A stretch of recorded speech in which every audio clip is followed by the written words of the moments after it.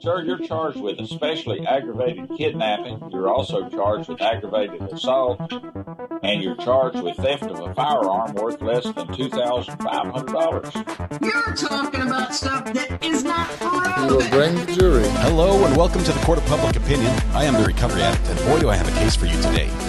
Why is the dog chewing on this guy? I think they have got the wrong guy They there. got the wrong guy. The dog was biting him. He roughing him up quite a bit. There's a lawsuit. 9 out of 10 judges prefer watching the Recovery Addict live stream in their courtroom. The fireworks are not done. Now we're getting commentary on the case. Dati mihi Anglican for East Service Latino. Is that correct? That's literally not true. I didn't ask you to interrupt me. Oh, for Trump's sake. All right, welcome back to the Court of Public Opinion. I am the Recovery Addict, and I'm way up there in the corner for some reason. I don't know why. We'll fix that.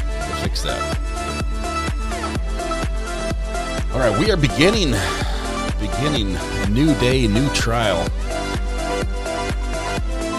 And I'm super excited about this one. Going up to Virginia, where Brendan Banfield has been charged with murder.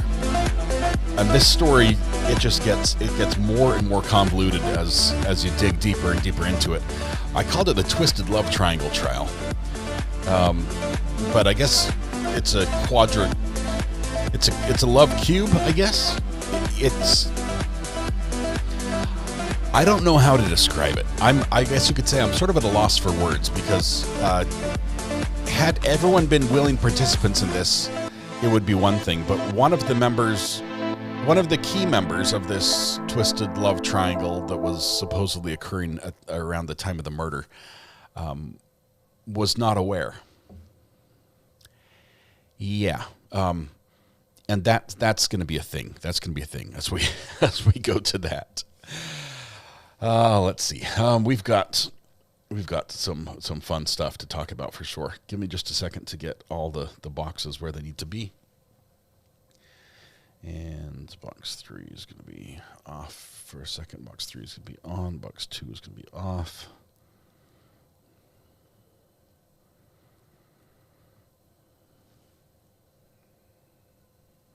Okay, hang on. And top and bottom. There we go. All right. We're going to be going to Virginia here in just a second. Let me get all set for that. We need to think of something to count on this one. I've been waiting for this one since then. Guess who has been waiting for the longest time, though? Zimmy123 has been waiting for long. He was the first in chat today. Congratulations, Zimmy. First in chat comes with its privileges, but we're going to focus on the punishment part because it comes with that too. We're going to send it to you to internet ownership. Everything IP related worldwide is your responsibility for the duration of the live stream. Let's see. Judge A, I'm so excited. I hope she's the same. It was so disappointing to see the judge drop off Judge Schroeder between Rittenhouse and Anderson. All right, so we have the same judge in this upcoming trial in Virginia as we have had in Johnny Depp. So that's going to be fun. That's going to be just awesome, I think. Hold on, let me fix this a tiny bit.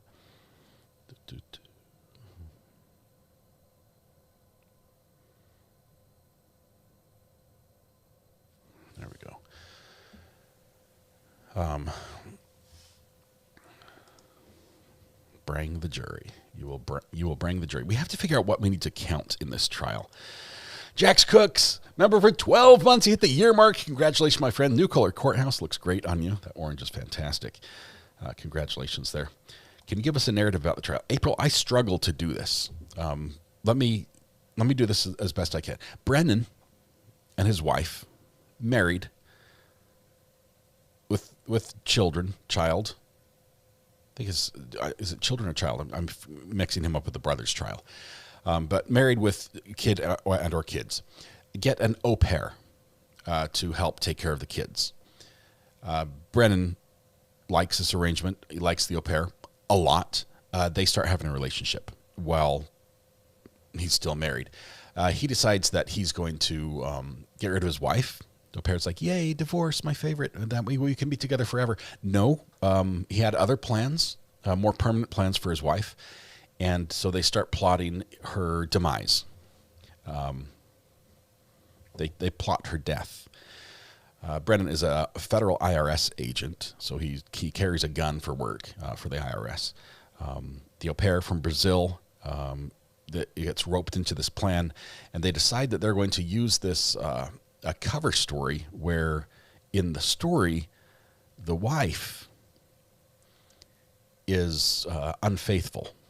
Okay, so yeah, pot meat kettle. The wife's unfaithful, and she goes out and solicits supposedly an encounter on a website that specializes in some pretty freaky stuff, right? Some edgy entertainment encounters for adults.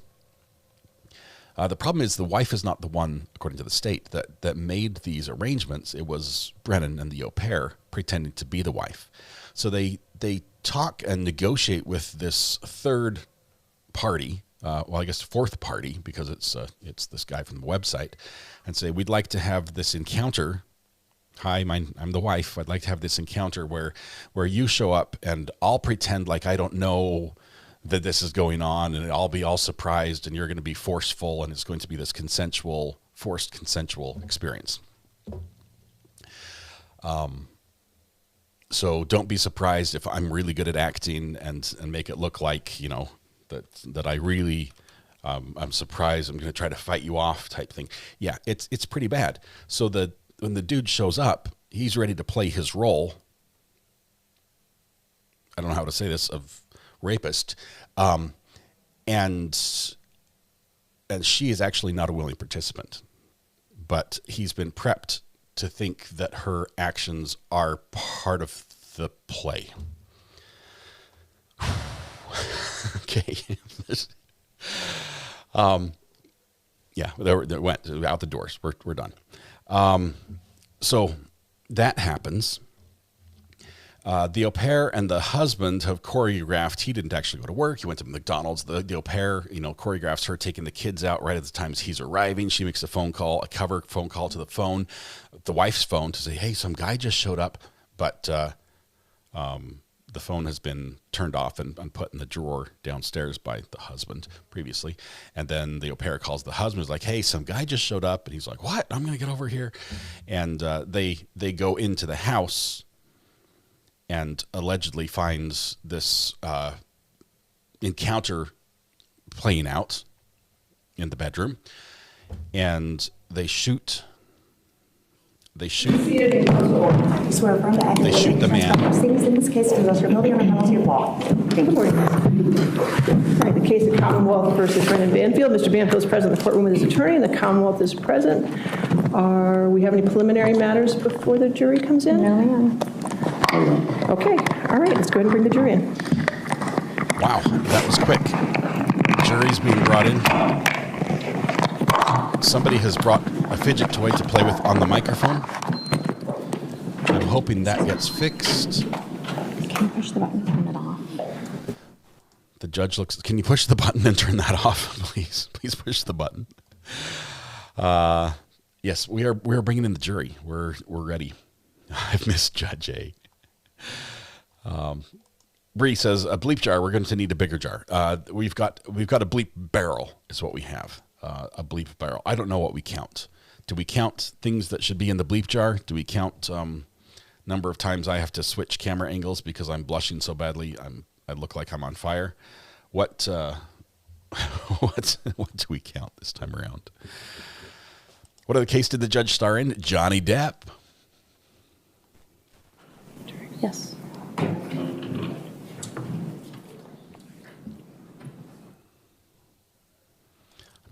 I'm just here, going to be working.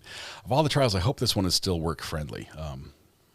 Do apologize if for some reason it does not stay that way. We're doing our best here to follow the trial. It's spicy. It has some spicy facts, but the intrigue of the case of who did it. Did this third party encounter actually kill his wife, or was this a setup all along?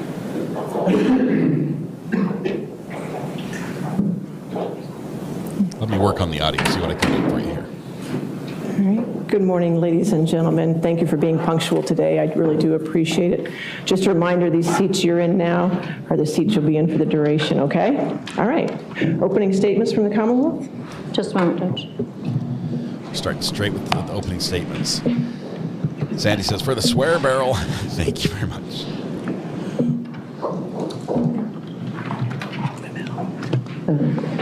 Thank you. Hi, so. There's our defendant. Good morning, everyone. Thank you so much for joining us today. I appreciate that you all came back.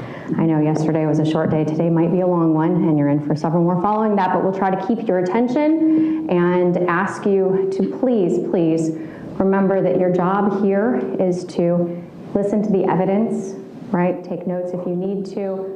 Follow along with the details. There will be many, and then be thoughtful in how you consider this evidence when it's time to deliberate. We're here today because Brendan Banfield, the man seated behind me, killed his wife, Christine Banfield, and another man named Joseph Ryan. Those two individuals had no reason to know each other but for the plotting and planning of Brendan Banfield. Christine, back in 2022, was 37 years old. She was an ICU nurse working at Inova Fairfax. She was married to Brendan, who was then 38, and they had a daughter, 4-year-old Valerie. Christine worked odd shifts. She was a nurse. If any of you know what nurses' hours are, she could work nights. The schedule was irregular. It didn't occur with a 9-to-5 pattern, so regular daycare was not an option for the family. They hired an au pair, Juliana Perez Magalhães. She was from Brazil. She was 22 years old when she joined the family. She provided care while Brendan traveled for work and Christine worked her nurse's hours. The family lived in the Reston area of Fairfax County at 13230 Stablebrook Way. You'll hear that address referenced. You'll see pictures of the home. You'll have the opportunity to understand what the layout of the house was, as it is very relevant to what happened in February of 2023. Taking you back, in August of 2022, Brendan began an affair with Juliana. Initially, it was just sex when Christine was at work or asleep, but eventually it developed into a relationship. They went on dates. They went to bars, clubs, dancing. They went on romantic bike rides. By the fall of 2022, they were fully in love, planning their future. On a trip to New York, Brendan revealed his desire to get rid of Christine. Divorce was not an option for him. He didn't want to lose custody of Valerie. He didn't even want to share custody of Valerie. He thought Christine was a terrible mother. He wanted her out of the picture. And he convinced young Juliana, 22 years old, not from the United States, living in his home, in love with him, that they should get rid of Christine. He talked about hiring a hitman, finding someone to kill her for money. But he was concerned that that would tie back to him, that there would be too much evidence against him and that he could end up at risk. So they crafted a plan. They would use Christine's email accounts to create a fake profile to lure someone in who was into kinky sex, violent sex. And they would get this guy to come into the house and fake rape Christine. Brendan would be the hero of the day. He would show up, kill the guy, kill his wife, pretending that it had been that guy. That was the plan. They put it into action. Brendan created a FetLife account. If you're not familiar with it, it's a social networking app for people interested in fetishes, sexual kink. He posted as Christine, seeking fulfillment of this stranger rape fantasy. He and Juliana spent weeks chatting with potential victims, searching for just the right guy who would follow Brendan's plan to a T. Because remember, this plan hinged on several things. Christine never knowing that it existed, and Christine never being expected to meet with her potential fake rapist. In this community of people, there weren't many takers for such a risky plan. It had red flags all over the place. But by January 24th, 2022, Brendan had found his target, Joseph Ryan, posting as Taco Supreme 7000. Joe engaged in friendly conversation with who he thought was an attractive woman new to kink. Brendan, posting as Christine, spent a month creating this relationship with Joe that would eventually lead to Joe's murder. Meanwhile, other things were going on to prepare for this murder. Brendan bought Juliana a gun and took her to the shooting range to teach her to shoot. Brendan had Juliana help him test out the soundproofing of the new windows that had been installed at Stablebrook Way. By the time this plan was ready to be hatched, Joe was fully on board. He had not questioned any of the asks of him. He had continued to engage in this relationship and appeared to be the perfect willing victim. Brendan created the narrative that Christine desperately wanted to be raped. Posing as Christine, he told Joe what to do. Come to the home in Reston. The door will be unlocked. Christine will be asleep in bed. Come straight upstairs, cut off her clothing, tie her, rape her. Simple and fun. That was how it was posed. Joe was willing to follow these rules that Brendan set out posing as Christine. They would not meet in person beforehand. Joe's phones would be left in the car. Joe was to bring a knife, zip ties, chains, and most importantly, he was not to stop. Even if she looked terrified, even if she was calling for help, he was to follow through because that's what she really wanted. On February 24th, 2023, Brendan Banfield's birthday, the plan was put into action. Knowing that Christine had the day off, Brendan and Juliana arranged a fake outing for the zoo a fake outing at the zoo for Valerie. Happy birthday. Juliana and Valerie packed a lunch, prepared for this fake outing. Christine, still in bed, asleep, at 6 a.m., Brendan takes her phone and Valerie downstairs. He chats with Joe to confirm a 7:20 arrival for the execution of the fake rape. And Brendan then disables the door lock, preventing it from automatically locking, turns off Christine's phone, and puts it in a drawer in the kitchen where she couldn't possibly find it to call for help when she finds an intruder in her home. Brendan leaves the house, followed shortly by Juliana. Brendan drives to a nearby McDonald's. Juliana waits in the cul-de-sac. The plan to give a call out to Brendan as soon as she sees Joe. Valerie's in the back seat, and Juliana has a gun in her pocket. When Joe arrives, Juliana calls Christine's cell phone first to create a record of a fake warning, even knowing that the phone is turned off. She then calls Brendan to let him know that Joe is in the house. Brendan leaves the McDonald's, drives directly to the home, meets up with Juliana, and with Valerie in tow, they re-enter the house through the basement. Juliana, nervous, screws up the plan and calls 911, too early.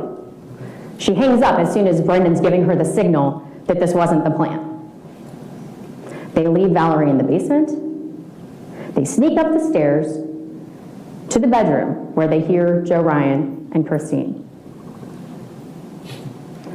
Brendan enters the bedroom first, shooting Joe in the head, picks up the knife that Joe had brought, and stabs Christine repeatedly in the neck. He directs Juliana to shoot Joe a second time with her gun. This time the bullet enters Joe's chest. With Christine dead or dying, Brendan spends the next several minutes manipulating Joe Ryan's body, in the process leaving Christine's blood on Joe's hands and pants. Juliana calls 911, this time as scheduled, to report the intruder, and Brendan tells the police, "I shot him, he stabbed her." You'll hear all of this from Juliana, but we're not asking you to believe her alone. You'll hear from witnesses and experts about all of the evidence that corroborates the facts presented. You'll see the FetLife chats. You'll see the telegram messages. You'll hear and see the phone call details. You'll hear the 911 calls where Brendan admits to shooting Joe. You'll see body-worn camera video from the responding officers. You'll see photos of the crime scene and the physical evidence collected. And that's where you should focus your attention. Because while Juliana presents us with the narrative, that story that we wouldn't necessarily know but for her details, it is the blood evidence that you can rely upon without a doubt. The blood cannot lie. And the blood puts Brendan Banfield standing over Christine, stabbing her in the neck until she died. With that evidence, we will ask you to find Brendan Banfield guilty of these murders, the associated charges of neglecting his child, and of creating a danger for her in that home. Thank you. Probably one of the fastest openings for one of the most complex cases we've watched. She flew through that. No. If you're still confused, there's a reason. Yes, we do. It's going to take some time to build this in your head. I thought she would do a better job, especially with how convoluted this case is, but she hit all the facts. I mean, going back over it, it'll make sense. At the end of this trial, it will sound very concise. But if you still don't understand who's who or what's what, I guess that's by her design.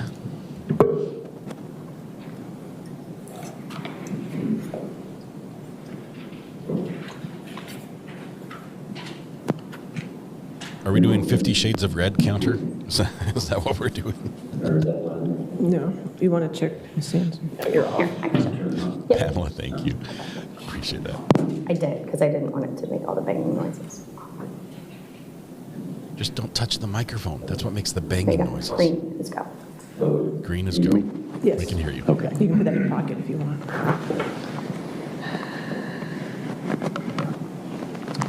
Thank you, ladies and gentlemen. Once again, we had a long day yesterday, and we talked about a lot of the issues that would possibly come up, and they're going to come up today in terms of the story that the Commonwealth just told you, and what I think you should be looking out for in terms of the evidence. There's some interesting things that, in order to assess, first of all, what they're saying, and second of all, the evidence that's going to be before you, is you have to look at certain timelines. So the murder of Christine Banfield by Joe Ryan occurred on February 24th, 2023. The arrest of Juliana Perez Magalhaes took place in October of 2023. She was held for nearly another year before she made the statements that are the full and complete support of what the Commonwealth just told you. And she did that because the Commonwealth decided that they were going to give her something certain.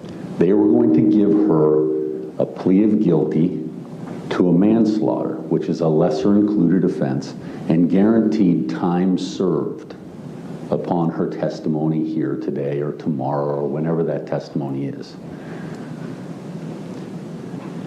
You're going to hear a timeline of events and evidence that you'll have an opportunity to look at, where she was arrested in October of 2023. And the whole reason she was arrested was to flip her against my client. You'll hear that evidence from someone other than her and other than me. Thank you, Deanna. Appreciate it. And they tried. And they tried. In a correspondence that she wrote to my client on January 1st, that was given to him, she says, they want you. All they want is to get you in this case. They want me to say things that aren't true. They want me to say things that I did that aren't true. They offered me a misdemeanor. She declined a misdemeanor, facing second-degree murder at the time. And then as the case went on, it became very clear that they wanted him so badly that they were willing to do anything. They made offers not as good as a misdemeanor, but as time went on, for a manslaughter, suspended time, but she had to testify against Brendan. You'll hear there were at least 4 or 5 times during that year leading up to Brendan Banfield being charged, where they came to her, they went through her attorney, and they offered that deal that she now stands to have taken. Now, why is it that she wouldn't have taken that then? Well, we heard in the first instance, she said, they're asking me to say something that isn't true. And so let's look at another timeline that I think is appropriate. After she was arrested, she had a preliminary hearing in April of 2024. And you'll see communications that show real anxiety in terms of what was going to happen. After the preliminary hearing, then the first trial is set for July of 2024.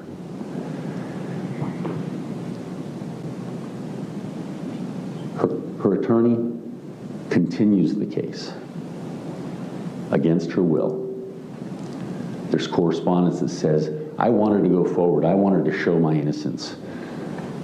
Continued it to October, I believe. No, to November 12th.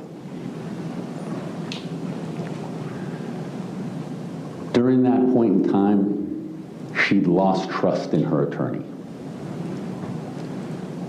She lost hope because he was the only person for someone who was thousands of miles away from her home, from her family, from the people that supported her.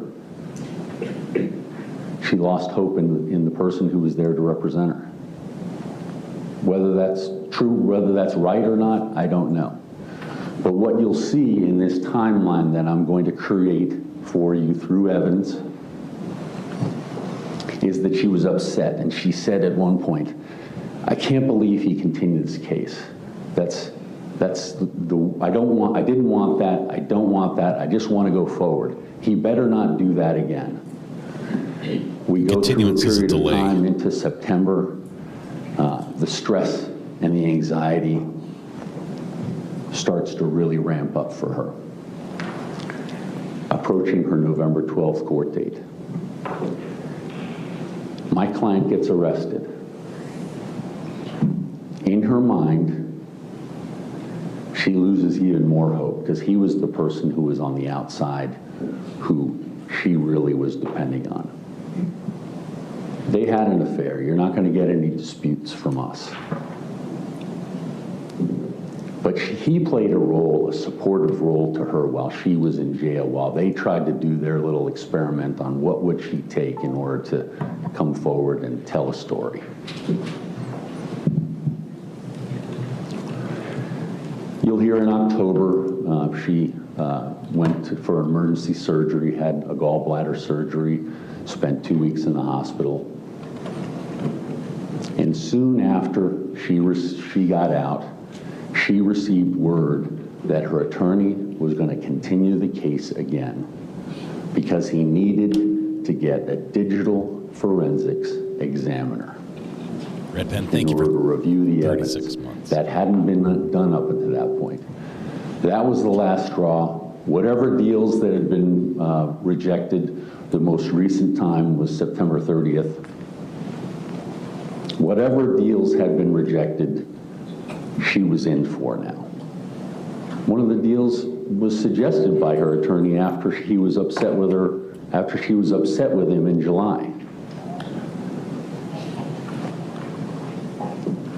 They get together, they arrive at this, and they have a recording of the questions that they're asking her during what they call the recant. You're going to hear some of those recordings. Now, any of you who have any sort of investigative roles in anything that you do, when you're talking to someone who's deciding to flip, you don't just take their word for it, you challenge them. Investigators challenge the statements that are being made. And so October 25th marks the first day that statements were made. Many of you may have seen that because it's showing up on media. And you hear someone asking her questions and then she answers those questions. Well, what we're going to be able to show you is that those answers are wrong based upon other evidence that we have in this case. But no one ever challenged her, no one ever questioned her. And so in order to have this narrative and this story that you received, Juliana Perez Magalhaes is at the center of all of it. She's going to talk about where the gun was at one point, and then I think in the next recant she says it was a different situation with the gun. She said she ran into the bedroom and used the combination on the safe to get the gun, and then she had it been given to him by, or it was given to him by Brendan Banfield. I'm sorry, given to her by Brendan Banfield. You're going to hear there are significant differences in many of the things that she's providing to the Commonwealth, some of which are changing even up to most recent prep sessions, which we had access to, of December 30th. So the question will be, what's the final statement? I think we're all going to get that. But you're also going to see what she's done all along the way. Now, the Commonwealth used her for their case. I understand the situation that she's in, and I understand the fact that she's away from home and she's young and she's dependent on people, and she's also depending on the Commonwealth. And they've put her in this situation. And she's accepted it gladly, and I'm sorry to say, many people would. But it's the devastation that causes when you ask for that kind of testimony to be included in your case. Now let's just talk a little bit. Here, I may just get a sip of water. Interesting what he is talking about and what he is not talking about. Yeti makes an appearance first of the trial. Purple Yeti. Sorry, a little dry mouth. Little slurp there. Let's just talk a little bit about some of the other things that are going on in this case. And I think you'll find this through the evidence. So what essentially, and you may have heard it in media, is there's a theory called catfishing. And catfishing, for those who don't know it, and people more experienced and more expert than I will be able to tell you specifically, essentially is assuming the devices of someone in order to get something done, is the easy quick. There's probably more sophisticated explanation for it. But what they're saying is Brendan Banfield assumed his wife's devices, his computer, her phone, that's not any it other at all. devices, in order to take on take on her persona in order to invite this gentleman, Joe Ryan, in. That's not catfishing. Catfishing is a theory impersonating. That requires a conclusion that Christine Banfield gave up her devices. Tish. The Commonwealth's experts Thank you. have concluded Good to have you here. from the moment that the devices were examined and extracted that she did not give up her devices. And so then started the turmoil within the police department that I think is going to come out here. This will be spicy. I doubt it'll be in the Commonwealth's case. Police But there turmoil. were people within the command staff who were trying to change what the experts said about Christine Banfield's devices. They were trying to say that Christine Banfield did give up these devices or was away when those devices were being used. But you're going to have a conclusion that was from the very early moments that she had not given that up. Now that's significant Because all of the things that Juliana Perez Magalhaes has talked to you about is inextricably intertwined with catfishing. And so you're going to hear evidence from their expert witness. You're going to hear evidence from an expert witness that I have that concurs in their expert witness's findings. And in the world of digital forensics, there's a saying, digital forensics doesn't lie. People lie. And there are going to be plenty to see. You're going to see manipulation within the police department where if those that wanted the catfishing theory, if the line homicide prosecutors, homicide detectives didn't agree with this theory, they were transferred. When this case started, there were 12 people in the homicide squad. As this case goes to trial now, there's only 4 of those 12 there. It's a lot of turnover. Important ones that were removed in part because they didn't agree with the people that peddled the catfish theory. The lead homicide detective, the digital forensics detective. And this was back in late 2024. I don't know how many of you are familiar with criminal prosecutions and investigations. I was a prosecutor myself here in Fairfax. I've never experienced a homicide investigation where the lead homicide detective was moved prior to a trial. Digital forensics, I probably aged out of digital forensics, but that's a very important aspect of this.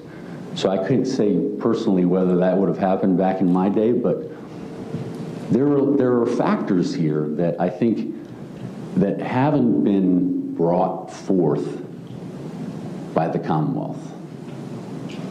And in my efforts at presenting evidence, I'm going to be trying to bring that to light. As I indicated, there are serious timelines. There's a vulnerable person who's open to pray for what it is that they need. And I would respectfully suggest that Juliana Perez Magalhaes is the linchpin to all of that. Would you like to introduce us to your client while you're here? Ultimately, it's the evidence. It's not what I say. It's not what the Commonwealth says. But I say these things to you so that your ear is ready.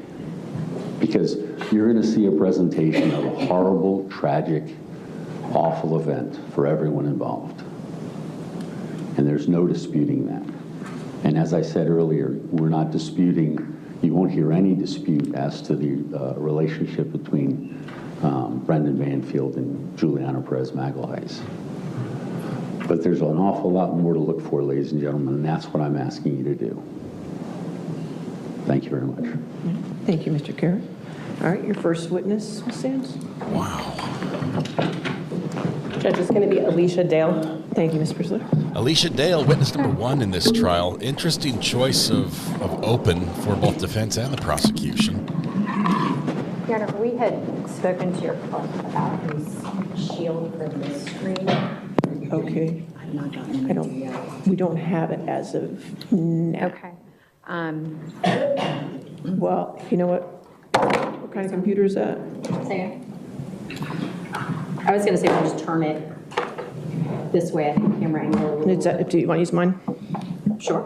Absolutely. Thank you. They're trying to build a shield for somebody out of a computer monitor. The judge has offered her laptop. This is wild. I'm not sure what's.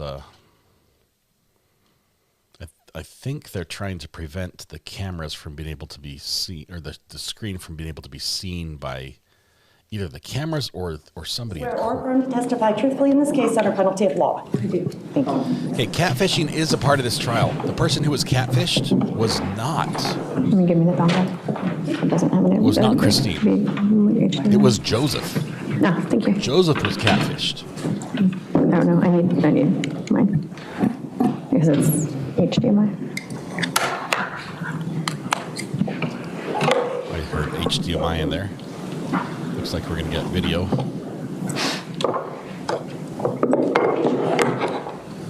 thought it was computers do not lie. So this antique piece of you know what doesn't have. Okay, super.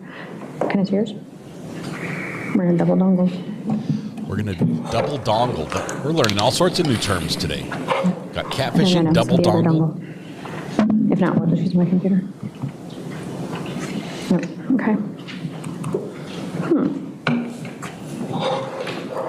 She found out her We computer. could text Mario and see if we have a connection HDMI to USB. And Seriously? $12 at Best Buy and you didn't prepare for this?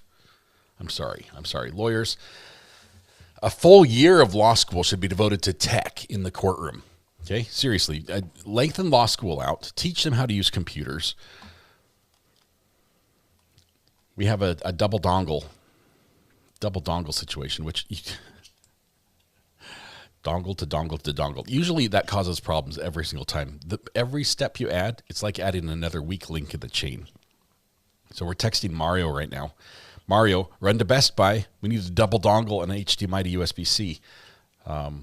It sounds like she's working on possibly a Mac computer, which are notorious for only having USB-C outputs, as possibly some headphone outputs as well. I have them.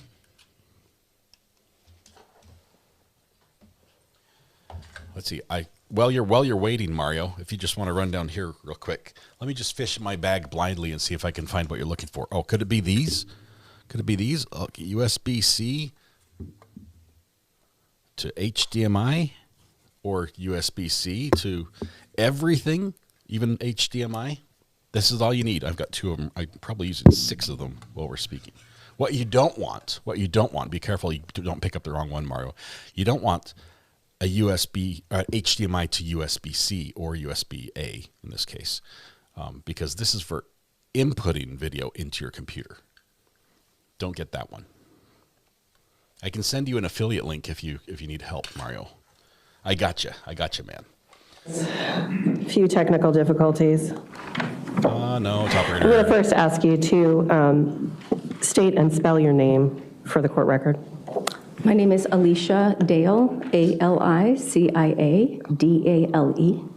And what is your occupation? I'm the custodian of records for the Department of Public Safety Communications in Fairfax County. And how long have you been employed in that capacity? Since May of 2021. Can you explain your duties and your responsibilities in that position, please? I am to maintain the records within the custody of our department, whether that's retention, disbursement, or destruction. And can you explain the by 911 call system in the Fairfax County Police Department and how it operates? Once a call is placed, a 911 call is placed within the confines of the Fairfax County, the telephone system actually routes it to the corresponding public safety answering point, and we are that within Fairfax County. The call is then dispersed to a call taker and it's processed. And is the recording of each call each call taken, is that recording made in the ordinary course of business and then maintained for a period of time? Yes. And are these recordings created when the call is made? Yes. Is it part of your job to keep and maintain these recordings? Yes. And were you asked to pull recorded calls made on February 24th, 2023? Yes. At this point in time, I'm going to ask Madam Clerk to display my screen to the witness and to counsel, but no one else at this point. And I am going to mute my computer first so we don't get unwanted sound. I'm going to ask you to take a look at 3 files, and then I'm going to ask you to identify them. This is the first one.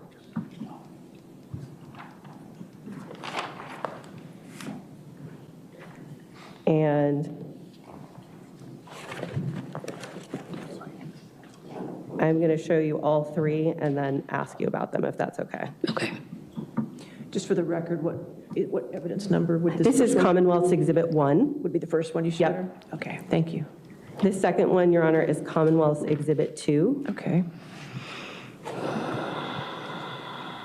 Big sigh. So if you're seeing on your screen Commonwealth's Exhibit 2, that's the second one that I'm going to talk to you about. And then I'm going to show Commonwealth's Exhibit 3.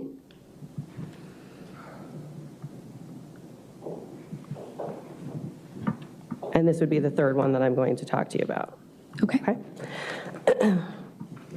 Now, I showed you three files. Do you recognize those files? Yes. And how do you recognize them? I actually reviewed them this morning before court. I was just going to ask you if you've reviewed these exhibits before today. You've already answered that. Have you modified these calls in any way? No. At this point, Judge, what I'm going to do is I'm going to ask the court to, I'm going to move these in as Commonwealth's Exhibit 1, 2, and 3. Any objection to Commonwealth's 1, 2, and 3? All right, 1, 2, and 3 are in evidence. Before I play them, what I would like to do is ask you some questions about the timing of them. When we're looking at Commonwealth's Exhibit 1, and I'm going to go back to Commonwealth's Exhibit 1 on your screen, hopefully for you.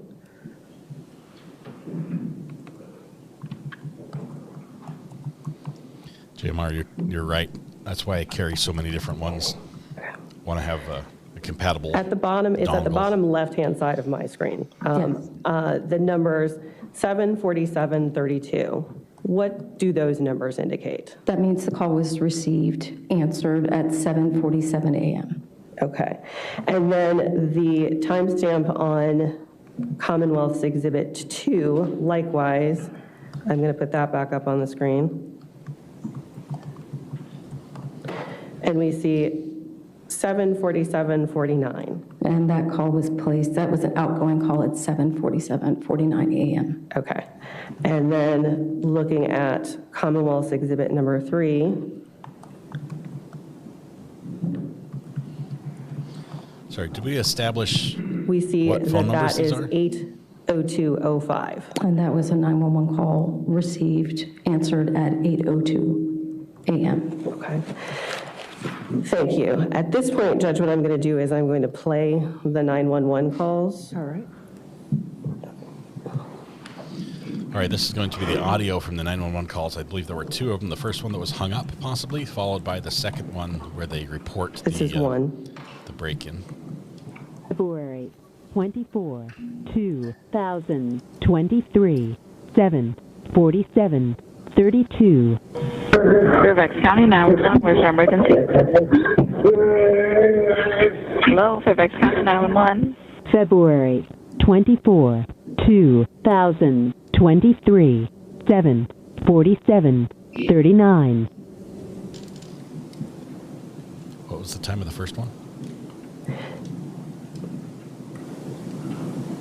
This is 2. 24, 2023, 7:47, 49.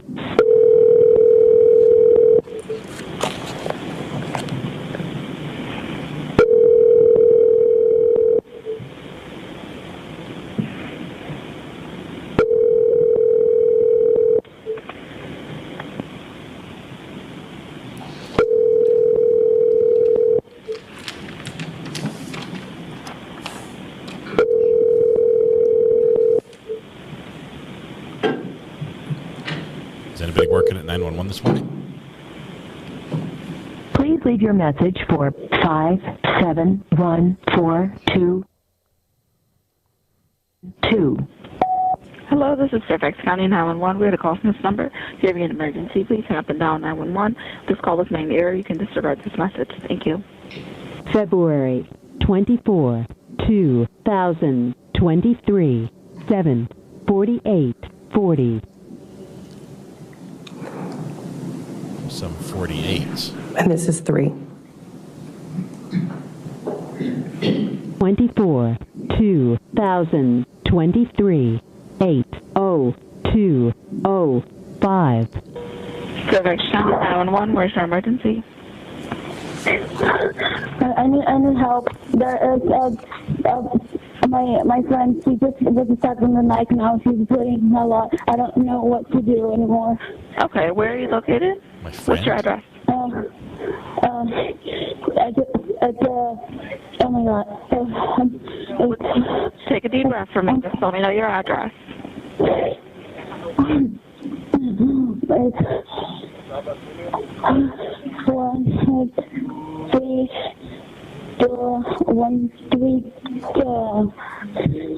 Okay, 13.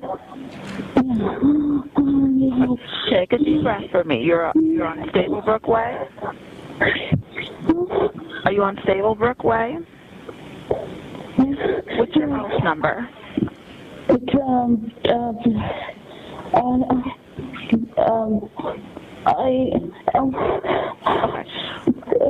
what's the number of this? Is there somebody else there that can give me the address? That speaks English. 13230 Stablebrook Way. Okay. And what's your name and what's going on? My name is Banfield. I'm a federal agent. This is my house. There's somebody here. I shot him. But he stabbed her. She's bleeding. She's got several marks on her neck. What do I do? Okay. So what I need you to do is apply direct pressure directly to where she's bleeding from, okay? And if it becomes soaked, just add more cloth to it. It's already there. How old is the person? I don't know. The person that's bleeding? 37. Okay.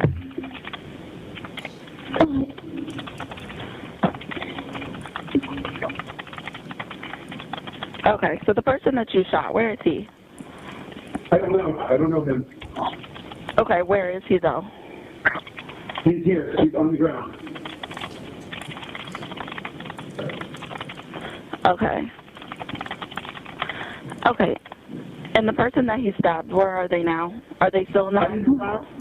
I have rescue coming to you. It's my wife. It's just bleeding. I just don't know what to do. Okay, so I want you to get a clean cloth and apply direct pressure to where you're bleeding from, okay? Yeah. Okay, are you the one that's bleeding? Just keep applying pressure. Don't remove it. If it becomes soaked, just add more cloth to what is already there.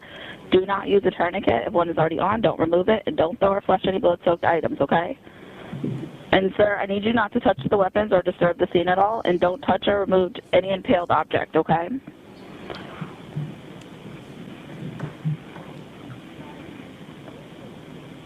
Sir, hello? Ma'am, can you hear me? Let me. Okay. Are you the one that was injured? She's not responding. She's not responding anymore. He's living. Okay. Can you tell me how her breathing is? I just how her breathing is.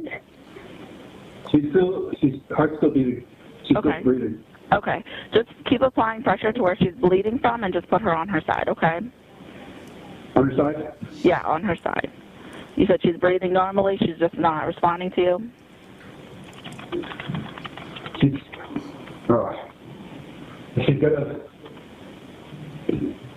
got a very big hole in her neck. Okay.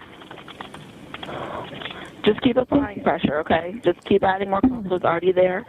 And who am I speaking to? Who are you, dear?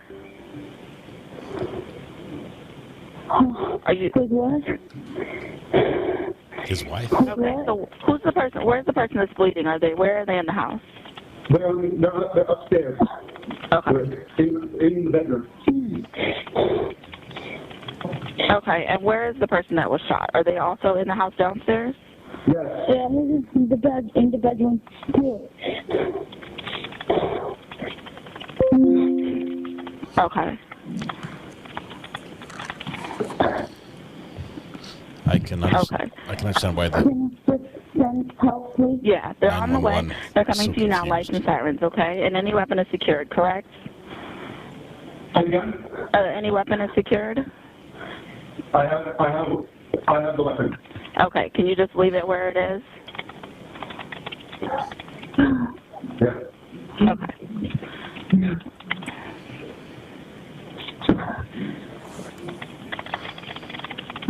And you said you don't know the individual that was shot? No, whenever things that person.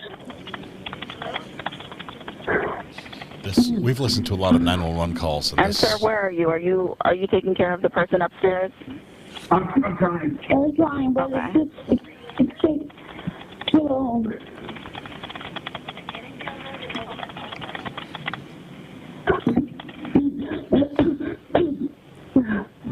Okay, I have officers that are pulling up outside, okay? So just make sure the weapon is placed where it is and it's secure, and just keep applying pressure. And make sure your door is unlocked. Can we make sure that's done? All right. Okay. Keeps mashing his face with that cloth. And if there's any animals, please make sure they're put away. I'm up the door. Okay. I'm going to the door. What is it again? Okay, so make sure your weapon is down, sir. And now you're coming to the door with your hands up so the officers can see you. Okay, I'm locked. Okay, and the weapon is down?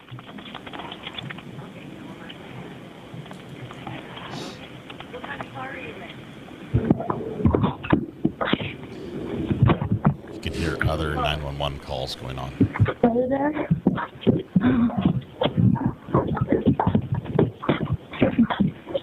Are you there? Yeah, I'm still here. Are they coming? Yeah, they're on the way. You should see them soon. They're pulling up outside right now. Let me know when you can see them, okay? I just see them? Mm-hmm. You should be able to see them soon. Huh? I hear them. Okay, so are we... Okay, and no one has a weapon, right? The weapon's down? The weapons are down. Okay. That one's down. I hear them. Okay. They're pulling up outside. Just keep applying pressure to where she's bleeding from and just make sure she's okay. Can we do this? Okay. Okay, let me know if the officers are with you. Want to come here? Yeah, they're pulling up now. They're going to make their way to you. Mm-hmm. Okay. I'm showing them outside.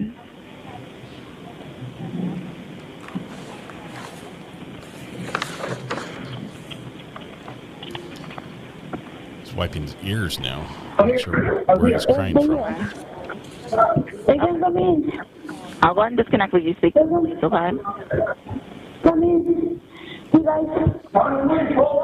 It's right here. Where's it going at? We need help. Where's it going at? It's up here. Here, on the bed. He's about to kill. So, we just going out.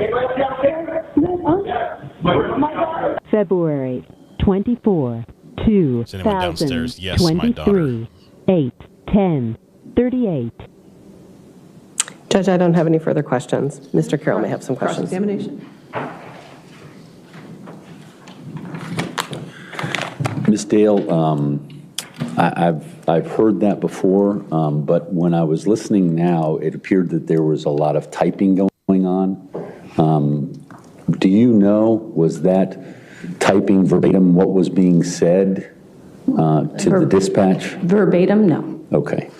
Do you know if the dispatcher typed what my client said, that he was a federal law enforcement officer and that he had shot someone who was in his bedroom? Do you know if they typed that?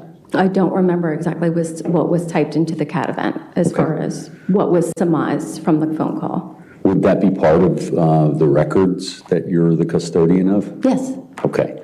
Do you recall if it was typed in what he said, which was that he stabbed my wife in the neck? Objection. I don't think that was what was said, and we can listen to the call. What's your legal objection, please? Seems facts, not in evidence. Overruled. Go ahead. Was that transcribed? In the actual event? Yes. I would have to review the record. Okay. Did you review the record this morning? I reviewed the phone calls. The phone calls, okay. So an additional review would be required to know what was sent out that was typed to the by dispatch. Correct. Okay. I don't have any further questions, Your Honor. All right, redirect. He took the whole time just to All right, stress is this witness subject to recall? my client's an federal agent. Is she subject to recall, Mr. Kira? No. Okay, ma'am, you're free to go. Thank you. No, you don't need Your next witness? You don't need the types part. Judge, it's going to be Officer Hugh, Justin Hugh. I do like this order of presentation of witnesses as we walk through basically when the police were notified and who arrives first on the scene. It's logical from the police standpoint. It helps us also understand how they learned of different facts and when they learned them. So that man right there was a federal agent, worked for the IRS, carried a service weapon. And that's what he used to shoot Joseph with after arranging for this consensual, non-consensual situation, CNC as we're going to call it. Shoots Joseph, then directs the au pair, Juliana, to also shoot Joseph. This presents some problems because the angle of the bullet going through the body is going to be very different when he's shot once in the head and then once through the chest. You're going to be able to determine when he was down on the ground and when he was not, based on that angle. The acting was fairly bad, and I think the timestamps on the 911 calls are going to be most telling. Why did you call 911 and then hang up? I swear or affirm to testify truthfully in this case under penalty of law. Half an hour later, Thank you. call back with an emergency.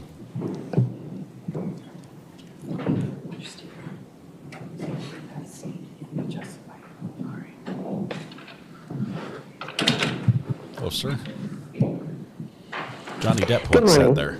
Good morning. Could you please introduce yourself by telling us your name and spelling your first and last name for the court record? Justin Hugh, Justin. Last name Hugh, Hugh. And how are you currently employed? I'm a detective with the Fairfax County Police Department in the Child Abuse Unit. And how long have you been with the Fairfax County Police Department? Almost 4 years. And when were you assigned in February of 2023? I was patrol in Reston. And I'm going to direct your attention to February 24th, 2023. Were you on duty in uniform and displaying your badge of authority that day? Yes. And did you respond to a call for service that morning? Yes. What was the call for, if you recall? The call was for somebody that had been shot and then somebody else in the residence had been stabbed. And where did you respond? I responded to area 521, which was my patrol area. And where is Patrol 521? It's in Reston. It's kind of near the town of Herndon. And is that a location in Fairfax County? Yes. Is your uniform equipped with department-issued body-worn camera? Yes. And how does your body-worn camera work? You click it twice in the middle and it activates the body-worn camera and starts recording. And then when you are done with your shift, what happens? We dock it at the station where it will upload everything is recorded for the day. And was your body-worn camera working properly that day? Yes. I'm going to show you what's been marked as Commonwealth's Exhibit 4, and I have I've got my computer muted, so we should only see a picture. All right. I would ask if we could just have that for the stand, the defense attorneys, and the witness at this point.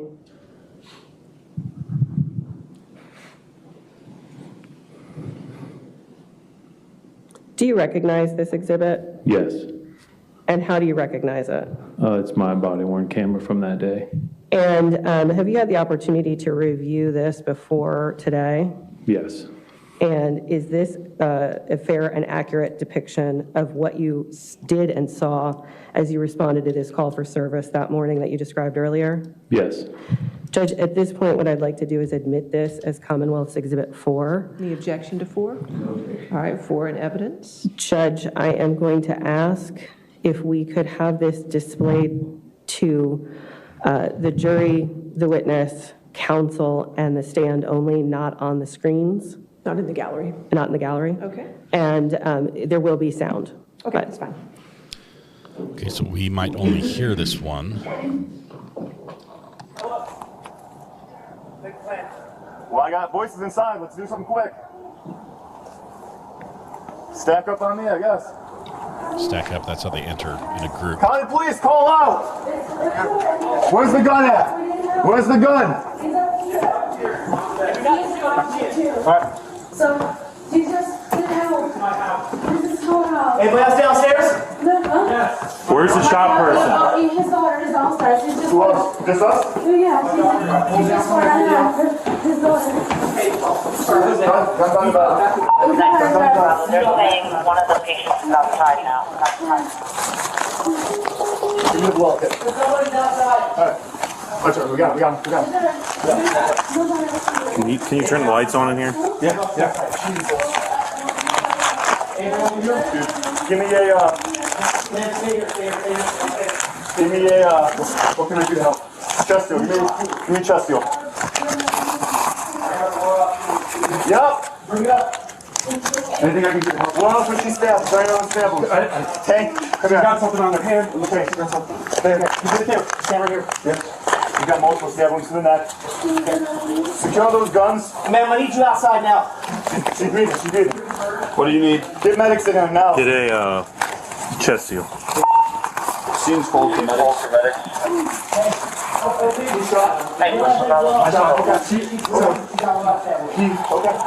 He grabbed my arm. He grabbed my arm when I started to find. Okay. Someone get with him. I don't know where he shot at. Who's that chest wound seal? I need it from the back right now. He got stabbed by him, so someone watch him. Guys, chest seal. Now. We're looking for it, buddy. We're looking for it. Can we get calls? Get called out.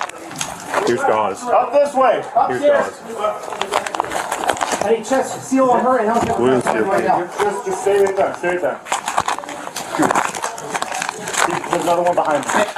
Open this up the longer. Yeah, I can't do anything with this right now. Can't do anything with this right now. Someone check the pulse of the guy behind me. Yep. He's breathing, so. We got one guy up here, gunshot wound, one female, multiple stab wounds. Okay. Can someone do this for me? I got one hand kind of tied up now. Up this way. He's in the bathroom, up here. Where you at, chest seal? On our neck. Multiple stab wounds on our neck. You ready? This goes on our go. Come here, ready? Go for it. We missed one. Chest seal. Give me one. Here's another half. Ready? Go for it. Yep. Hold it down. Let's work on her, okay? Just fucking hold her. Sit in the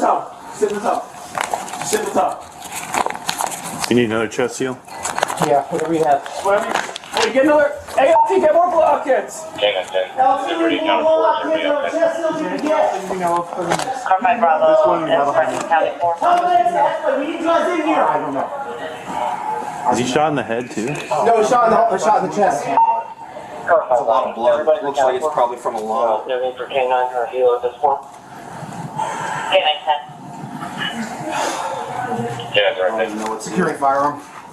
Just leave it. We're in it. Alright. Tank. Yep. Since we got this kind of wait for the medics, can you talk with him? Shoot him. Stand by 1 second. Medics expediting, or where are they at? I can feel him. Guys. Breathing. Hey, do you have a pulse on me? No. No pulse on me. What do you need? CPR, go ahead. Multiple stab wounds. CPR on him. Yeah, if you don't have anything, start going. Alright, we got medics Who's over most viable, you guys know? She is. Who's most viable? She is. James, where is he? To the right, we have a pulse, multiple stab wounds. To the left, either do CPR or the gunshot wound. Alright. Who's still breathing? We have rare. This is bomb. Don't know if we actually have it. Don't know if it's one on the other side. Okay. So she's still Put it right breathing? there. You can feel blood moving. You can stop doing CPR. Yeah, we're gonna get her. He's gonna be here way over there. Yeah, this. She's breathing over here. She's breathing. That's why we're looking. Grab him. Take him downstairs. I can't feel a pulse. You can't feel a pulse? It's hard to feel. Are you hurt? Stand by. Sorry. Nope, there's no pulse, dude. No, there's no. What do we need? I think that guy's going to be definitely DOA for the next shot. I mean, we can. I think that's maybe obvious over there. Just no place over here. This is my house. This is my wife. I don't know him. No. What do you want to do? Do you want to grab that and go? We're done. No, this is. She's done. All right, that's fine. You want to get a rhythm on that? Yeah. You want to shot? It's right there behind you. I got one right here. You have it? Okay. All right. See where Hey, Dusty, grab the guy out there, get him down, don't worry about it. All right.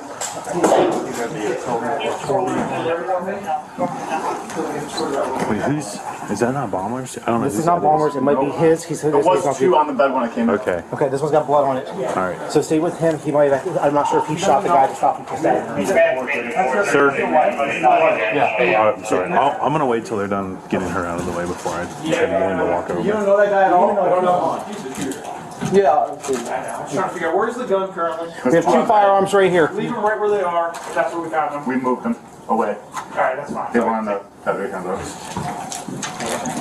Where you want? Yeah, let's.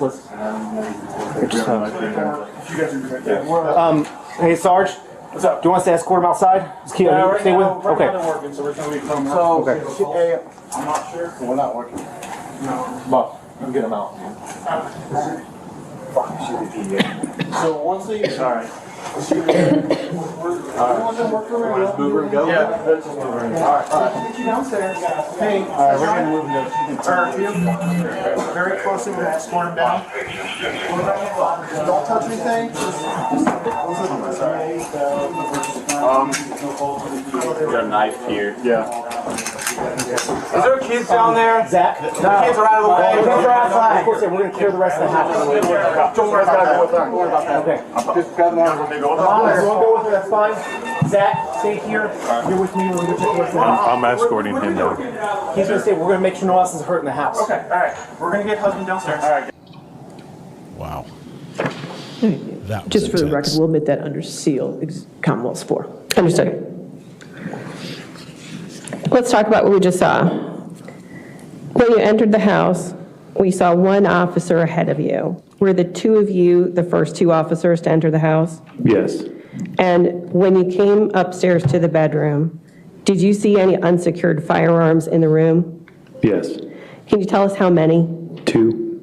And can you describe the unsecured firearms that were in that room? Did you note anything about either one of them? One had a flashlight on it and the other one did not. Okay.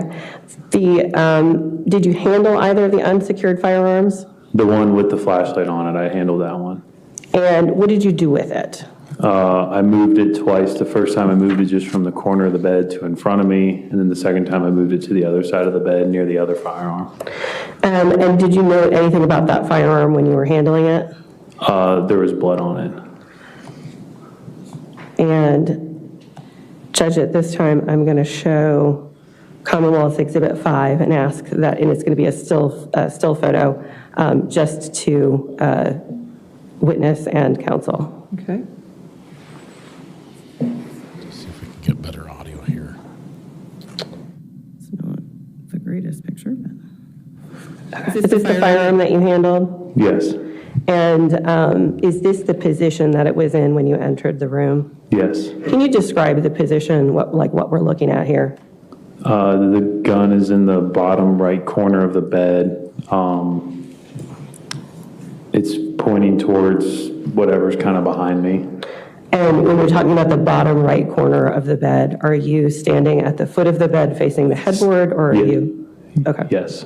And Judge, I'd ask to admit this as Commonwealth Exhibit 5. Any objection? Right. If we could publish that to the jury. In the gallery. Got it. And when you handled this firearm, did you have gloves on when you handled the firearm on February 24th? Yes. Okay. And when you left the bedroom, where had those two firearms come to rest, this one and the other one? On the left side of the bed. If I'm facing the headboard, that's where the last place I saw them at. Okay. And then when you, the rest of your morning, when you left the bedroom, who? I left the bedroom, I was with Officer Beckner, believe there's another officer walking down the stairs with us and Mr. Banfield. And where did you go? We walked outside, and then we took Mr. Banfield to an ambulance. And when you got to the ambulance, what, if anything, did you take from him? A jacket that he was wearing. And what did you do with that jacket? I held on to the jacket, and then Detective Falk, who's a crime scene detective, showed up, and then I transferred custody of the jacket to him. And I'm sorry, you said Detective Falk? Falk. Is that O.J. Falk? Yes.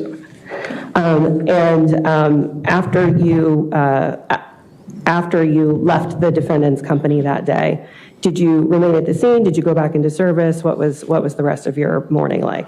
We remained at the scene for a while outside, didn't go back inside the house, left the scene for a bit to do other things, and then I ended up coming back to the scene and stayed there until the end of my shift, just on the outside of the house. I don't have any more questions for you. Mr. Carroll may have some questions. And Cross-examination. we see those. Holy cow.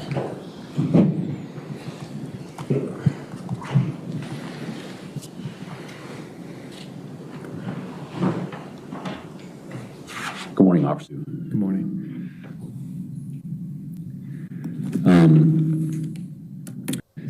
Were you right after Officer Gibbons? As an arrival on the scene? When I walked into the house, Officer Baumler was the one in front of me. Officer Baumler? Yes. But Officer Gibbons was in front of him, is that correct? No. When was Officer Gibbons there? He would have walked in behind me at some point. I don't remember when. Okay. Eventually, there was like a stack of us that all went in. I don't remember the exact lineup. And I understand, but Officer Gibbons was the one who was in the bathroom with my client, correct? Yes. So when you saw, when you walked in, you observed my client rendering aid to his wife, is that right?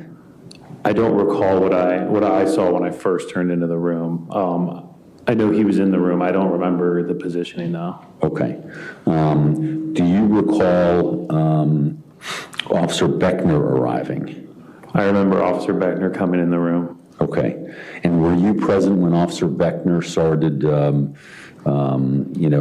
getting chest seals and chest compressions and things like that all of you were doing? Yes. Okay.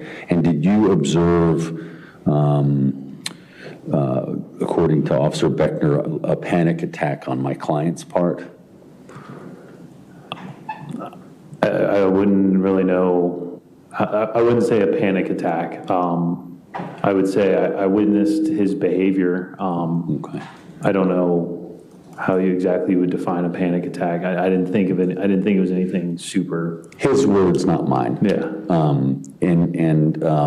You observed, but you observed my client, correct? I did. And around that same time, Officer Beckner reports that some firefighter was kicking items on the ground. Let me see. Kicking the blankets near Joe Ryan, and he was advised to stop by Officer Beckner. Do you recall that? I was told about what a firefighter did after, but I never really witnessed that in the moment. And I understand, I mean, it's a fast evolving situation, but that's what I wanted to find out is if you had recollection of it, but you were told thereafter? Yes. Okay. Now, when you arrived on scene, Christine Banfield was breathing, correct? I never touched her, so I don't know. Okay. I couldn't tell you. Were you aware based on what people were saying regarding her condition? Listening to the body camera footage after, yes. It sounds like someone was saying that there might have been breathing or there was breathing, but okay. I don't have direct knowledge. But the firefighters ended up connecting her and actually found a pulse, right? That I don't know. I know they found something, but I know there's like electrical readings I've had on other scenes. Was that not what we just watched on that they actually connected her up to whatever device the one firefighter was saying? They did connect her to something. I don't know what, I'm not versed in what machine they would have connected her. Okay, and I'm not asking you to be an expert on this. I'm just asking you as the person on the scene what you observed. Yes, the firefighters worked on her. Okay, they were tending to her. Yes. Okay, that's probably the best way to say it without knowing what exactly they did. Yes. And then while you were there, or at least that's what your body camera video shows, they secured her and they brought her out of the house, correct? Yes.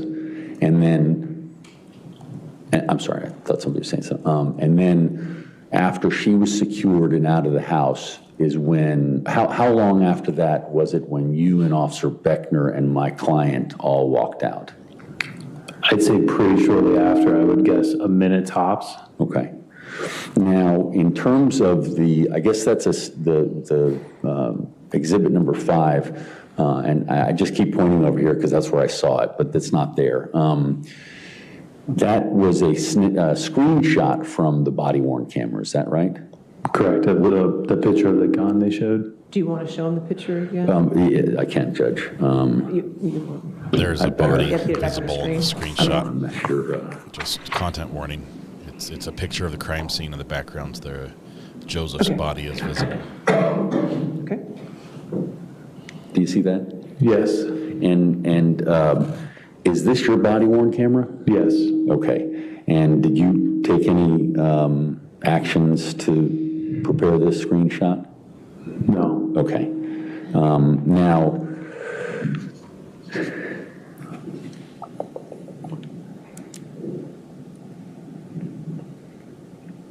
do you know where this gun was before it was sitting at that situation that's shown in the picture? No. Okay. And I think you said after that, it was moved to the left side of the bed, correct? Correct. Do you recall who did that? I moved it. You moved it, okay. And then, if I understand your testimony correctly, you then got involved in the scene, and then you ended up escorting my client out, and that was the last that you were in this room? Yes. Okay. I have no further questions, Your Honor. Redirect? I don't have any redirect. All right, is this witness subject to recall? I don't think so, Judge. Is he subject to recall? All right, sir, since you are subject to recall, you cannot discuss this case with anybody and you cannot look at anything from this case, okay? You're still a witness, so the rule of witness is still on you at this time, okay? Yes, ma'am. You are free to go today. If they need you, they will contact you, okay? All right, thank you. All right, thank you. All right, do you have a short witness, or is this a good time for a morning break? Let's take a Judge, break. this is probably a good time for a break. For a break? Next witness is going to be a smidge longer than the first. All right, ladies and gentlemen, let's go ahead and take our morning recess for 15 minutes, okay? So we'll get you back in the jury room. Just remember, do not discuss the case with anyone, to include yourselves, and don't do any outside research in that 15 minutes, okay? Stand up for the jury.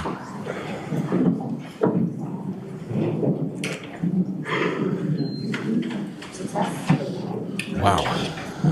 15-minute break here. This started with a bang.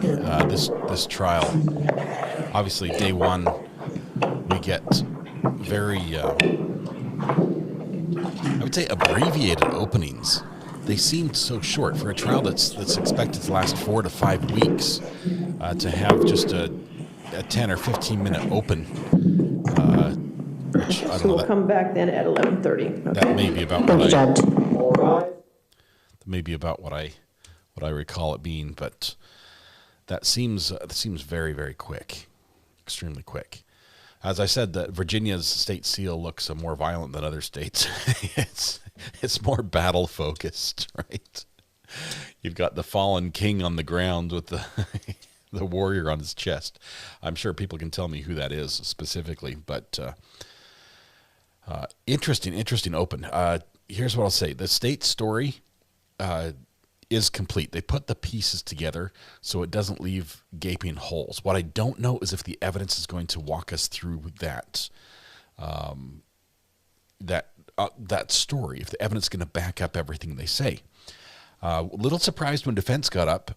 We focused entirely on the au pair, which means it looks like they're going to try to throw her under the bus. Sorry, we've got a call coming in. I'm not sure who this is. Hold on just 1 second. Call from Phil. Phil, how are you doing, my friend? Good, man. How you doing? Good. Are you up in court? Or are you outside the court? What's your status up there? Yeah, outside. They just took a morning break. Mm-hmm. Have you been watching? Yeah. Very quick open. I mean, it almost left our heads spinning as the prosecutor just stormed through what is really a complicated, series of events. That's only going to get more complicated as we break into the details and the phone records and the pings and the IP visits and the text messages and everything. But what was your take this morning?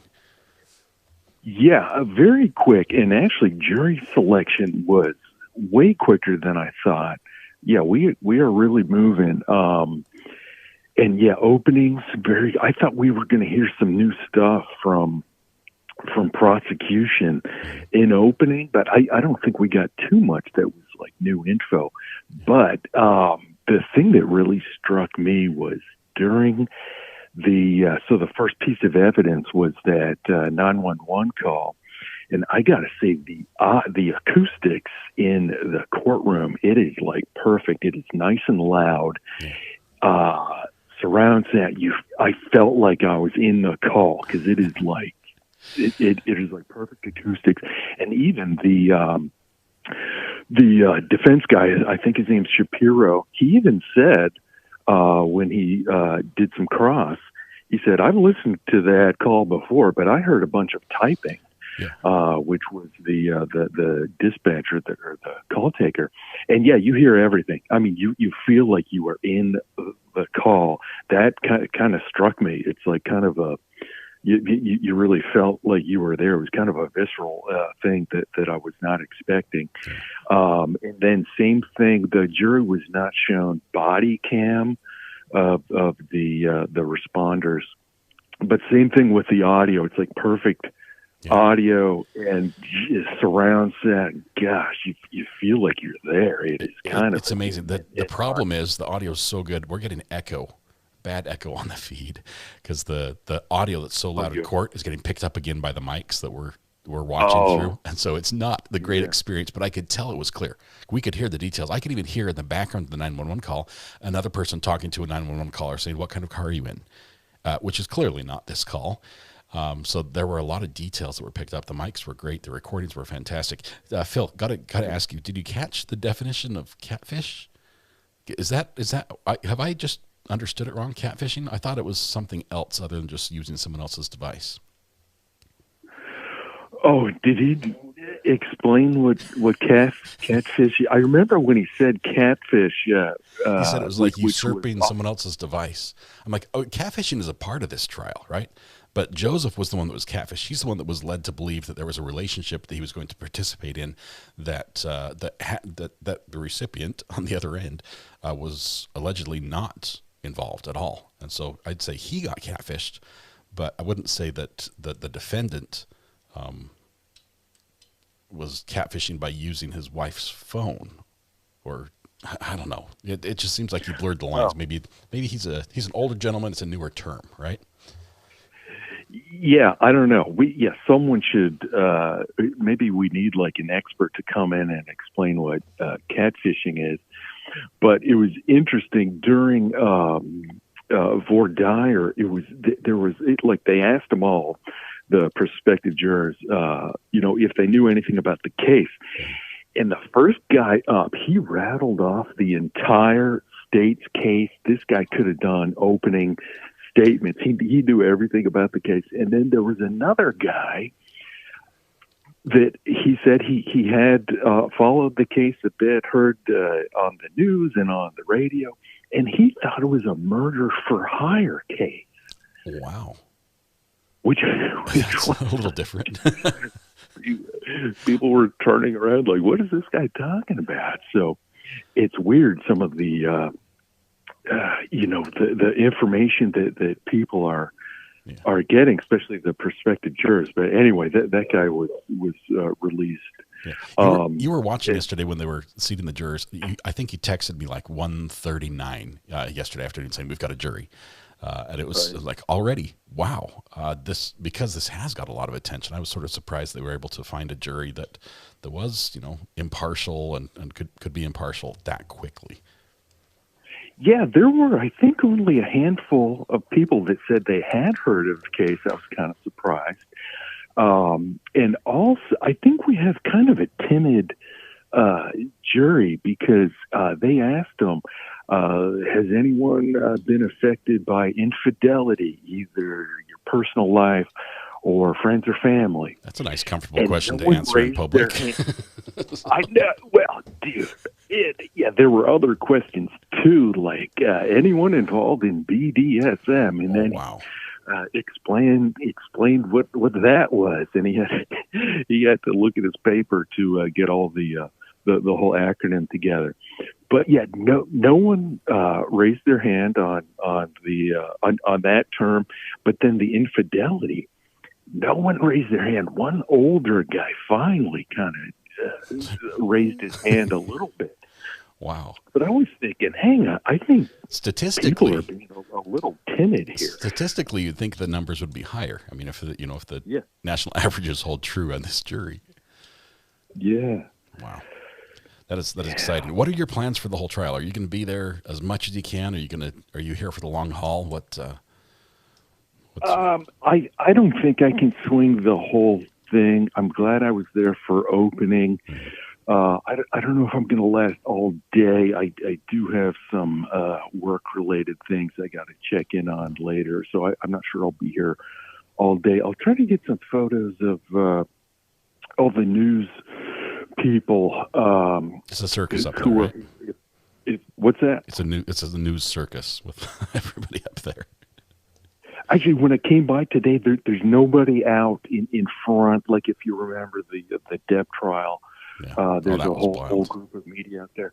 Yeah, this is like, geez, probably 1/10 of the turnout for Depp. But I'll try to get some shots from outside if they're doing lives. I assume Court TV has a truck here. I don't know who from Court TV might be doing some anchoring. Yeah. But I'll try to get some photos. I got a bunch yesterday and met some interesting people outside the courthouse. That's cool. That's awesome. Let me ask you this, Phil.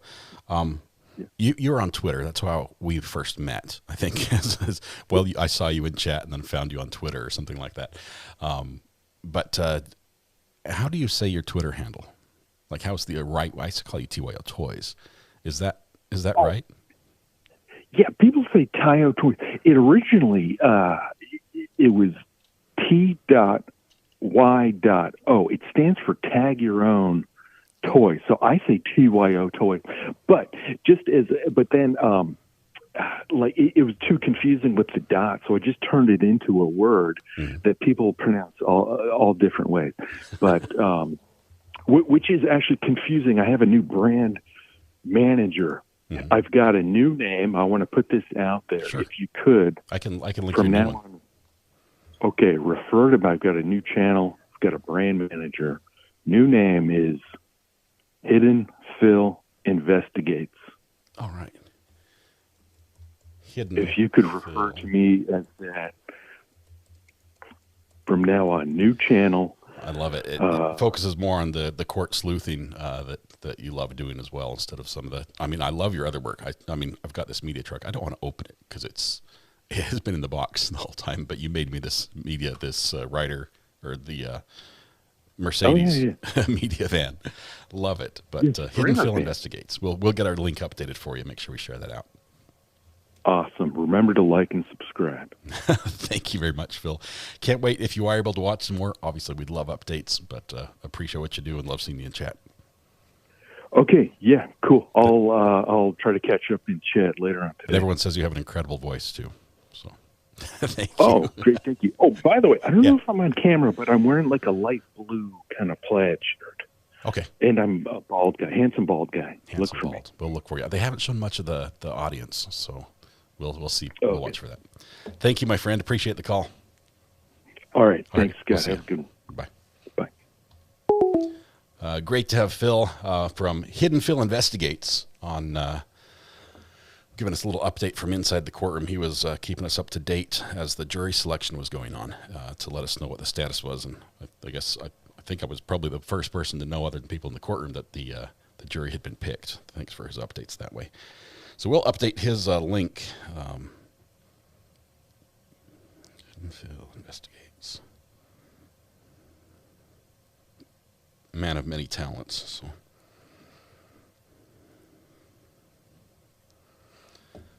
We might need him.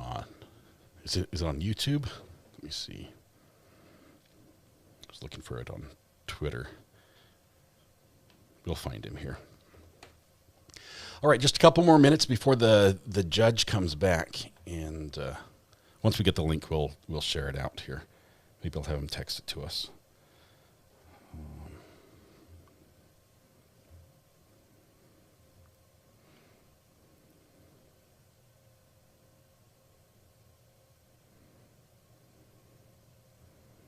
Phil's been a long-time friend of the channel, and great with humor as well as the deep dive stuff. So love it.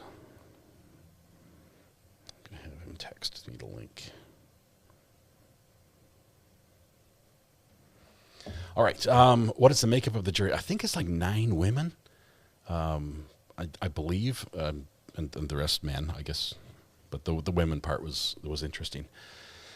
Yeah, and I think, obviously, I try to get in the mind of the jury a little bit when we're listening to the case. Think, what are they thinking, right? What is their takeaway from what we're hearing?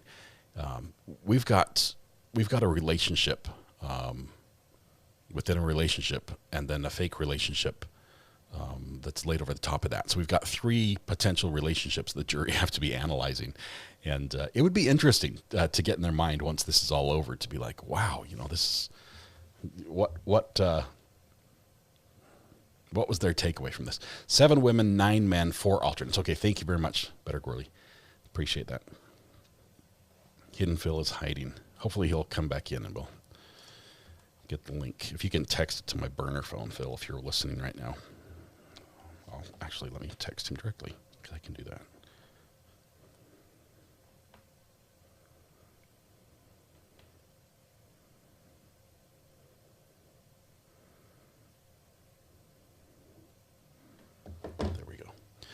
All right, we need one of those whiteboards with lots of red string. Baby Shark, I'm hoping here that this will become clear. If not, we'll have to do a little bit of work. I will say that the opening statement by the prosecutor, I was expecting her to lay this out in a way that we could understand the moving parts and pieces in this puzzle. But instead, she basically gave a condensed version of one of those quick overview of what the case is about. So we took the whole case, boiled it down to something, and then boiled it down even further to get her overview. And she just flew through it. It was from one fact to the next, just no time to really get something established in your mind and make a connection, be like, oh, I understand how that's happening. Not much explanation to different facts. It was just very cut and dry. This is what happened. Bam, bam, bam, bam, bam. And now, as we step through the evidence, we're going to have to build that in our head. I think she has to build that with the jury for them to understand everything that's happening, the importance of different events, and why that would be significant. So lots of relationships here. And it looks like we're coming back right now. All right, are we ready for the jury? Yes, ma'am. Mr. Carroll, are you ready for the jury? Okay, I just want to make sure. Okay, yes, we're ready for the jury.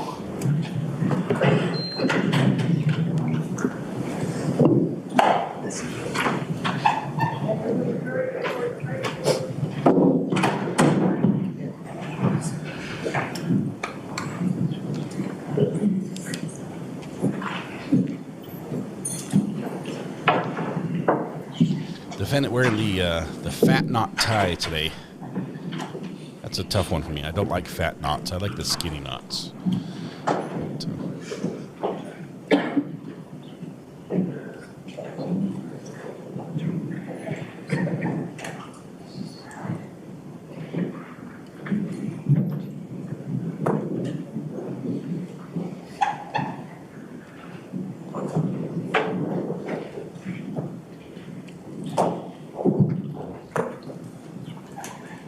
Angela, 100%. This is a key fact in the case. He was an expendable, right? We're just going to use him to accomplish our goal. And it could have been anybody who was willing to step in those shoes. All right, thank you, ladies and gentlemen. All right, your next witness, Ms. Bristler. Judge is going to be Officer Beckner. Officer Beckner.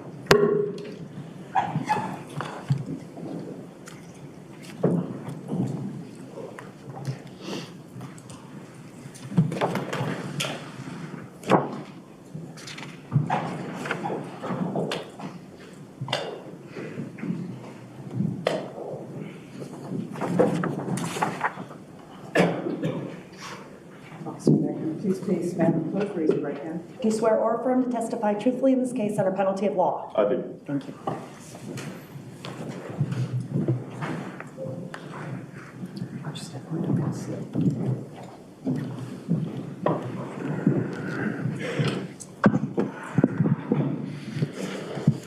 Good morning.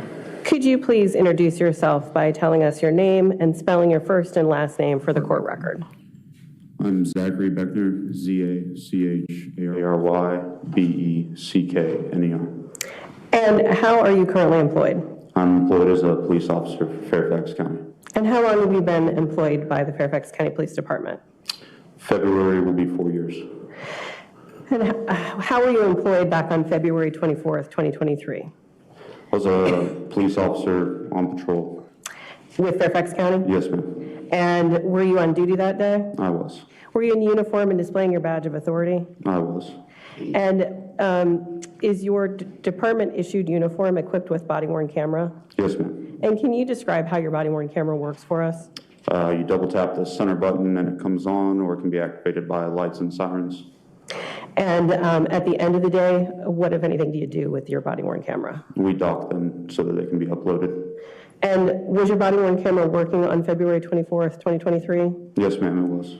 And I'm going to draw your attention, Officer Beckner, to the morning hours on that date. Did you respond to a call for service? I did. And where did you respond? I believe it was off Sablebrook Way. I don't remember the exact address. It was in area 521 of Ruston District Station. And is that a location within Fairfax County? Yes, ma'am, it is. Were other officers on scene when you arrived? Yes, ma'am. Do you know how many other officers had entered the house before you that day? I believe 3 or 4. And did you yourself go into the house? Yes, ma'am. And when you were in the house, did you see anyone inside that you recognized in the courtroom today? Yes, ma'am. And can you point that person out and describe an article of clothing or two that they're wearing? Black suit and a striped tie. And color of hair? Brown or black. Judge, I'd ask the court that the court recognize that the officer has identified the defendant. All right, the record will so reflect. I'm going to show you an exhibit that's been marked as Commonwealth's Exhibit 6.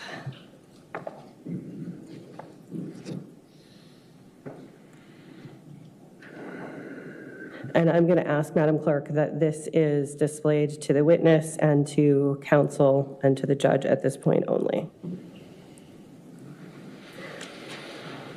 This body cam video, they've not been showing the gallery or us, this video. It's very graphic. Do you recognize this? Can you see it? No, ma'am. There's nothing okay. pulled up. Sorry. It's a blank screen on our... I see. You need to use the dongle again.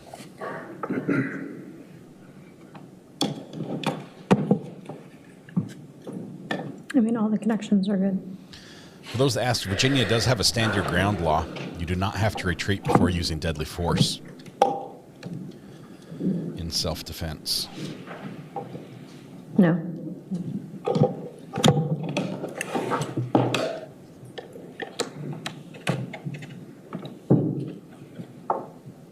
Still no.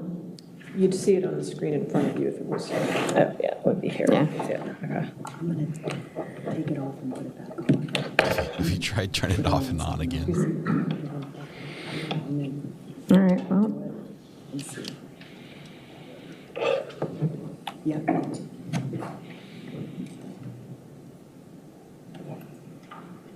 It flickered. Was that you or was that me? We changed it just to make sure our system was working, so our system's working.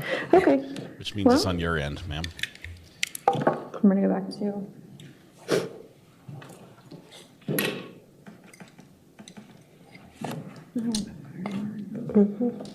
Maybe I need to invent a better court system. Where's yours? It's everything. I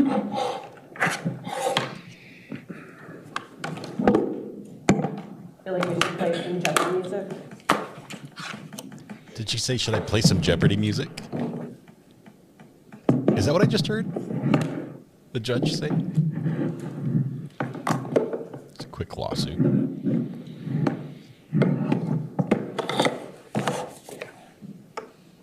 Good, just go ahead and log in.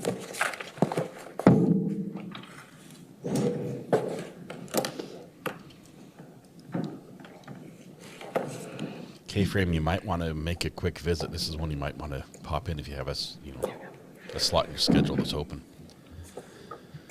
Might be crowded though. Okay. Take 2.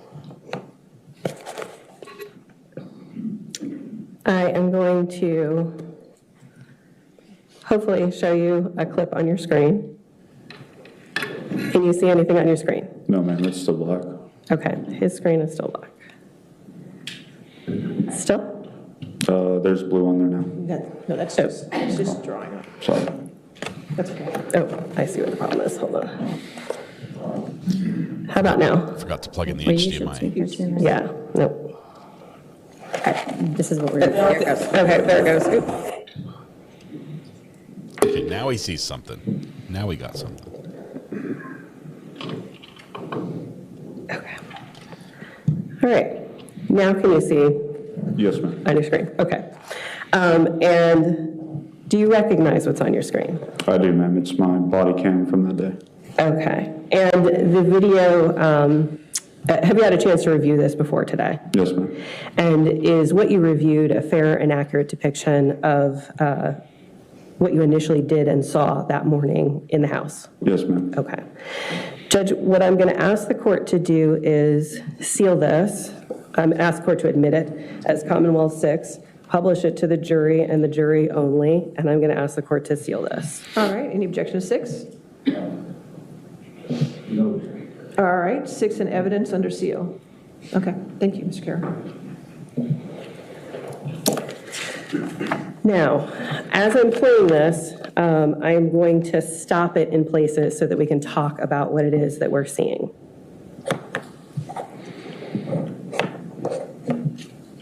Get the narration version of the body cam.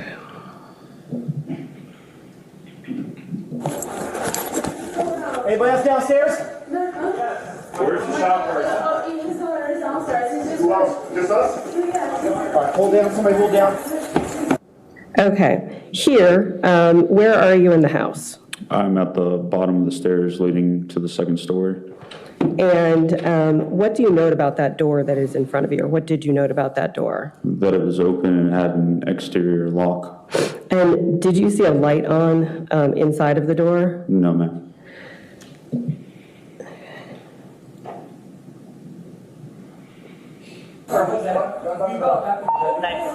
They're saying one of the patients is outside now. So somebody's outside. In the back? Anybody else outside? Who else is outside? Nobody outside. Anybody over here? I'm here. Here, ma'am, stay here, ma'am. Stay right here. Who is the shooter? Who shot who?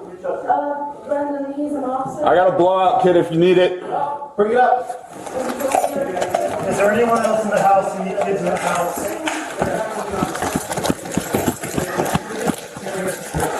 You got multiple 7s. Got those guns? Ma'am, I need you outside now. Here, how many unsecured firearms did you note as when you came in? 2.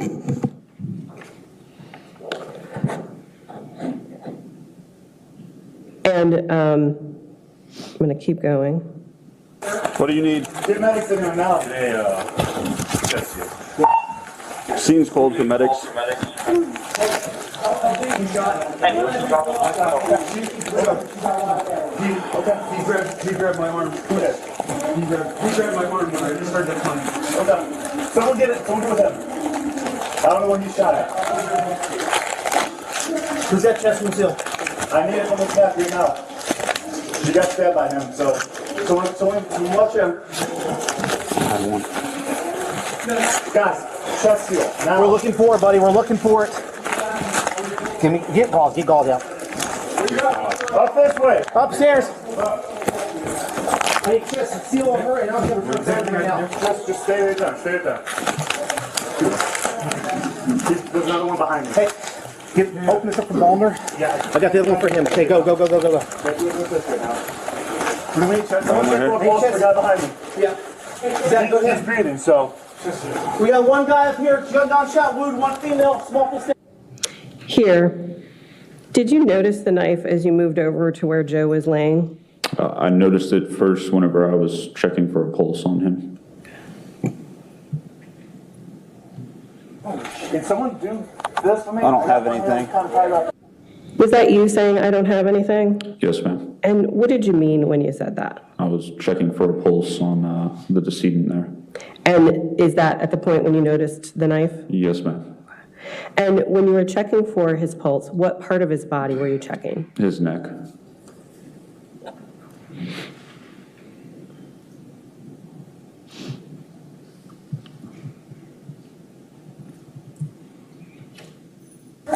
Up this way. And then the officer that we just saw step on the knife, who was that? Officer Sefiani. He's in the tub.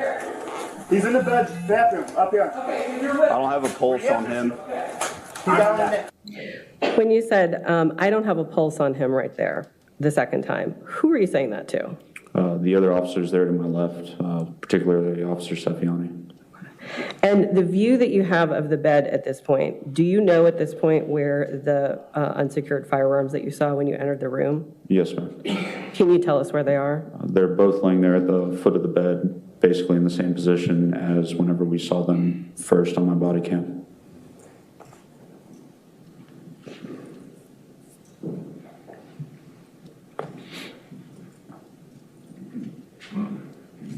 I don't have a pulse on him. Where's the gunshot wound? I believe they've already established. I'm not entirely certain, sir. Let's check. The officer here who, that is moving Joe's hands, who is that officer? It's Officer Sefiani. And had anyone moved Joe's hands that you saw before Officer Sefiani moved them? No, ma'am.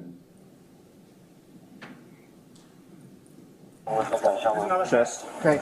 Ready? Hold this down. Let's work on her, okay? Just fucking go break. Sit in the tub. Sit in the tub. Just sit in the tub. Sit in the tub. Need another chest here? Yeah, whatever you have. Whatever you.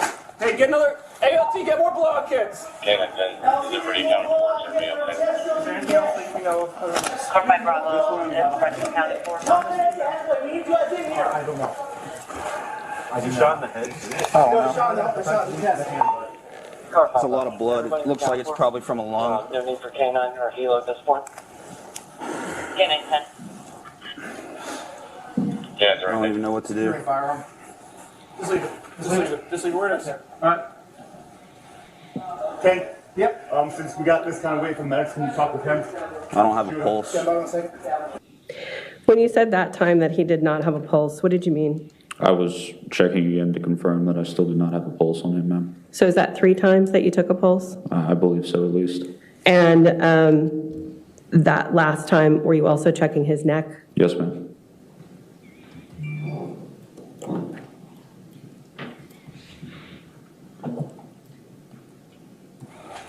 Medics expediting, or where are they at? I can feel him. Guys. Hey, do you have a pulse on you? No, not at all. What do you need? Multiple stab wounds on her. Yeah. Start going. Who's most viable, you guys know? She is. Alright. Multiple stab wounds to the neck. Thanks. Where is she? To the right, we have a pulse, multiple stab wounds. To the left, you hear the CPR with gunshot wound. Alright. Who's still breathing? We have right here. Don't know if it's one on the other side. Okay. So she's still breathing? We can feel blood moving. We can see her. You can stop doing some drawing. Yeah, we're gonna get her. He's gonna be near way over there. Yeah, this. Is she breathing over here?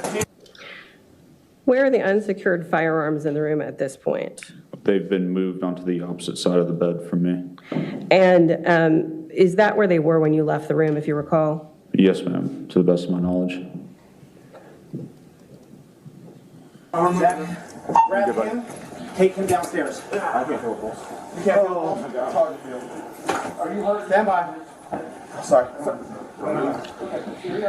Nope, there's no pulse. Nothing? There's nothing. What do I need? I think that guy's going to be definitely DOA for the shot. I mean, we can. So I think that might be obvious over there. Just no pulse over here. This is my way. I don't know. Oh. What do you want to do? You want to grab that, Joe? This is his house, that's his wife. Don't know who this is. All right, that's fine. I don't know. You want to get a rhythm on that?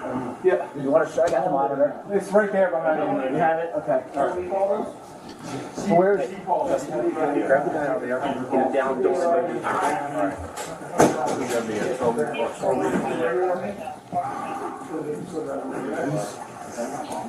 This is not Palmer's. There was 2 on the bed when I came in. Okay, this one's got blood on it. So stay with him. He might. I'm not sure. He doesn't know. I'm gonna wait till he's done. Yeah. You don't know that guy? No. He's the shooter. Yeah. I know. I'm just trying to figure out where's the gun currently. On the bed. Firearms right here. Leave them right where they are. If that's where we found them. We moved them away. All right, that's fine. They were on the garbage can though. Yeah, let's listen. Scene's very We have a knife contaminated. right You guys are good. Yeah. Hey, Sarge. What's up? Do you want us to escort him outside? Yeah, right now they're working, so we're gonna be. So, hey, I'm not sure. We're not working. But I'll get him out. Fuck, GPPA. So once they, is she gonna be okay? Let them work through it. Want to just move her and go? Yeah, let's just move her and go. All right. Get you downstairs. Hey, all right, we're gonna move and go. She's very close to you. Escort him down.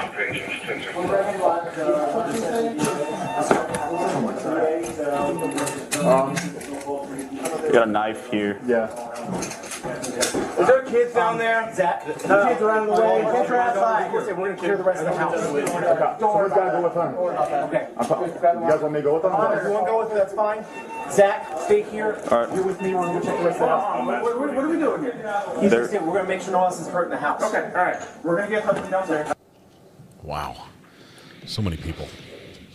Okay. How long did you stay in that bedroom after Christine Banfield was removed from the bedroom? A couple of minutes at the most.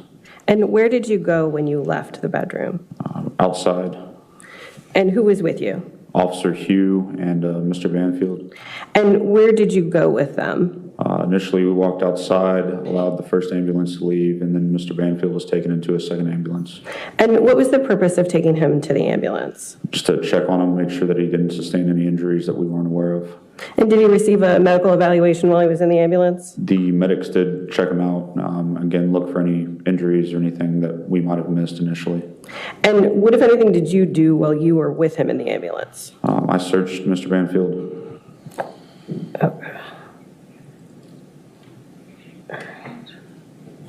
Okay. I'm going to show you Commonwealth's 9A, and I'm going to ask that it be displayed only to the witness and to counsel.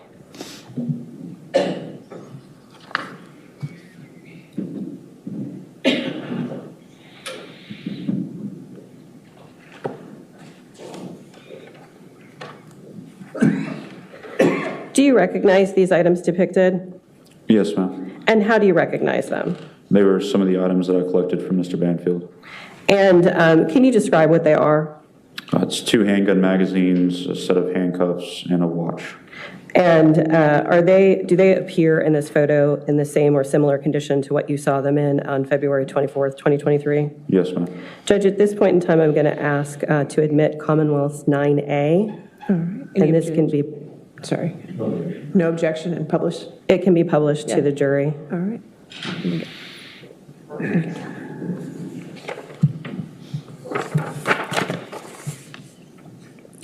When you received these items, what did you do with them?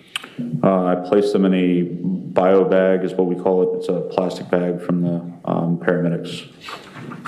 And who'd you give them to after you packaged them? I relinquished them to the detectives that arrived at the hospital. Did you take anything else from him during this search? Yes, ma'am. 2 cell phones as well as his jacket. And the jacket, did that just pass through your hands to Officer Hugh? Correct. Did the defendant make any statements in the ambulance about the firearms that you had noted in the house? Yes, ma'am. And what did he say? He claimed ownership of them. Did he distinguish between the two of them in any way? Yes, ma'am. And how was that? He said the one firearm was his duty weapon essentially, and the other, the Glock 43X, is his personal weapon. Okay. And the duty weapon, was there anything that he noted about the duty weapon to distinguish it? It had a flashlight on it, a TLR, I don't remember the exact model number. Did he have blood on his hands when he was in the ambulance? Yes, ma'am. Where did you go next with the defendant? When we were in the ambulance, it transported us to Reston Hospital. And when you arrived at the hospital, did he still have blood on his hands when you escorted him into the hospital? Yes, ma'am. Was he handcuffed when you escorted him into the hospital? No, ma'am. Was he handcuffed at any point that morning? No, ma'am. Did the defendant make any statements about his daughter while you were with him in the hospital? Yes, ma'am. What did he say? I believe he said something about her being 4 years old. And what, if anything, did you see him do while you were in the hospital room with him? He washed his hands. And before he washed his hands, had anyone swabbed his hands to preserve samples of blood that were on his hands? No, ma'am. Why'd you let him wash his hands? I felt bad for him blowing his nose and wiping his face with his bloody hands. And what, if anything, did you do next? I assisted with anything the detectives needed on scene, and then went back to maintain scene security for the residents. Okay. I am going to show you a few still pictures that are Commonwealth 7, 8, and 9. And if I could have them displayed just to the witness. And Can we make it 9B since you have a 9A?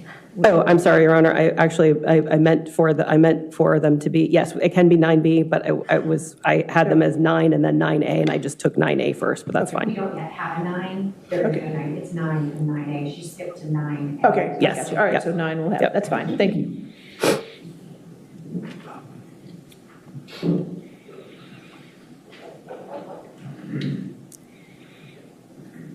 So this picture is Commonwealth 7. I'm going to show you Commonwealth 8 and Commonwealth 9.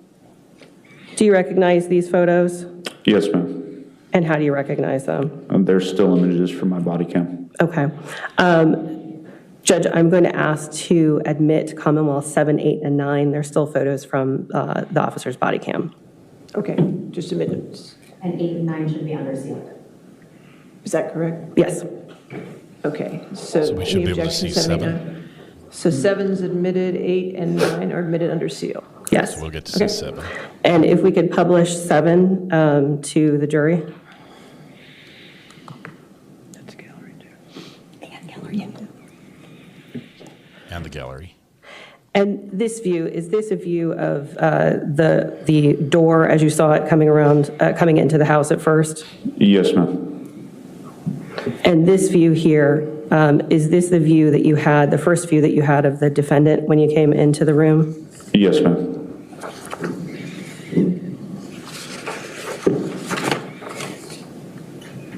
We didn't get to see that. Could you tell what was on his hands here?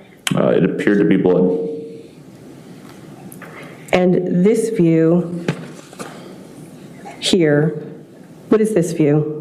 It's a view of Officer Sefiani stepping on the knife. Thank you. Judge, I don't have any further questions at this point for the officer. Mr. Carroll may have some questions for you. Cross-examination?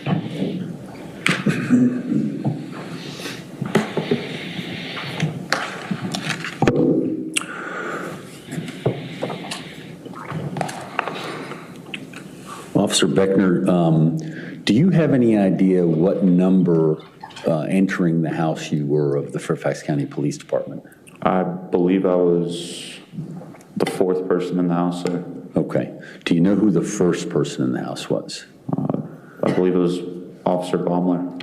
Baumler? Yes, sir. Okay. And was Gibbons anywhere near you there?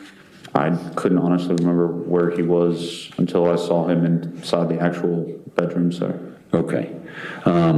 And the body-worn camera that we were just looking at, that was a 6-minute. Was that a clip of your entire body-worn camera? It's a portion of it, yes, sir. Okay, so because I think if I recall, your body-worn camera went for nearly an hour. It went all the way through till we were instructed by detectives at the hospital that we were able to turn them off, and essentially they took over from there. So, so some of those things that you answered questions to, like searching my client or taking items from him, that would all be caught on the body-worn camera if it were allowed to continue? Yes, sir. Okay. Now, at any point in this process, was my client not willing to accommodate you with whatever you asked him to do? He did everything I asked him, sir, if that's, okay. If I'm understanding you correctly. Yeah, that's okay. That's what I wanted to make sure. And so, if you were advised to get swabs from his hands, you didn't expect there would be any problems with that, would you?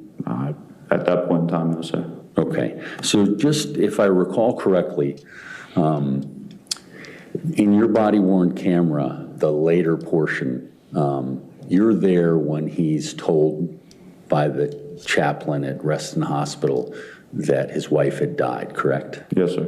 Okay. And when you're talking about crying and blowing his nose, it was after that. Yes, Is that correct? Yes, sir. And so up until that time, he was in the original condition as you walked him out. Is that right? Yes, sir. Okay.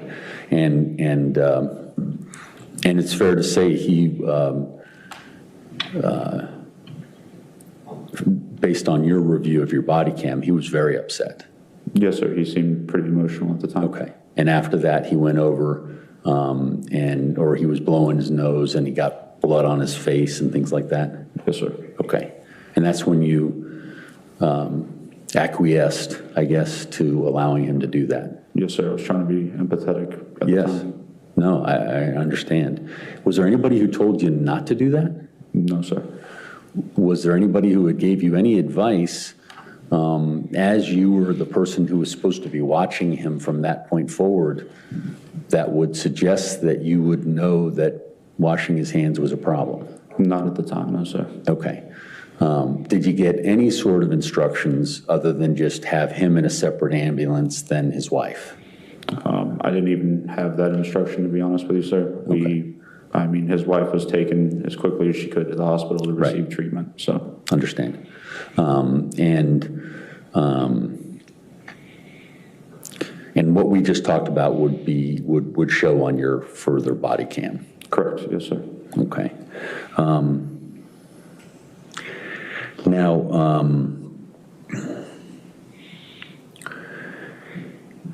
you've previously reported that you observed him have a panic attack within the room? Yes, sir, whenever his wife had left. So if you could, just to give the ladies and gentlemen of the jury and the judge an idea, when you say panic attack, how did that show? How would that show to someone? Can you describe what you saw? He seemed unable to walk and went kind of down to the ground to, I guess, steady himself. Okay. And was that one of the reasons why he was taken in an ambulance to get checked out? Again, we weren't fully aware if he had any injuries or anything like that. I believe in my body cam it shows that I asked him if he's okay, does he need anything? He said he was having some trouble with his right leg. Okay. But that's not in what we have there? Not in the clip. Not in that clip. Okay, so if we watched the entire thing, we'd see that interaction. Correct. It was as we were walking outside. Wonderful.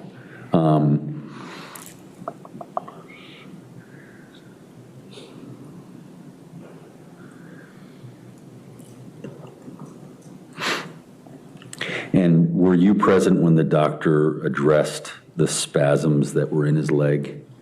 Yes, sir. Okay, and what did the doctor tell him? I don't honestly remember, sir. Okay.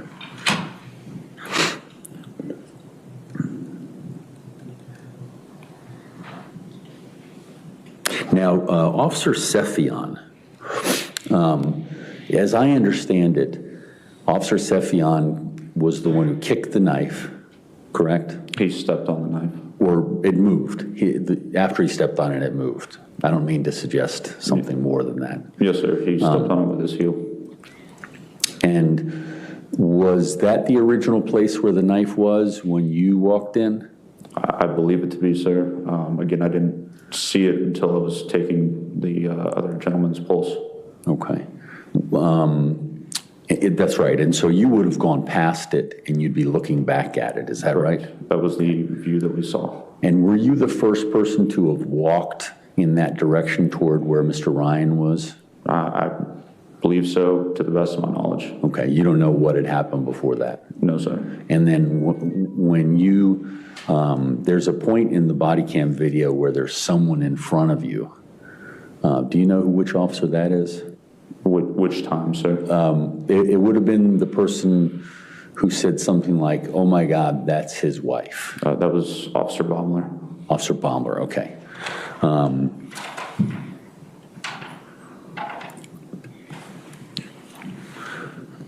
Just bear with me, sorry.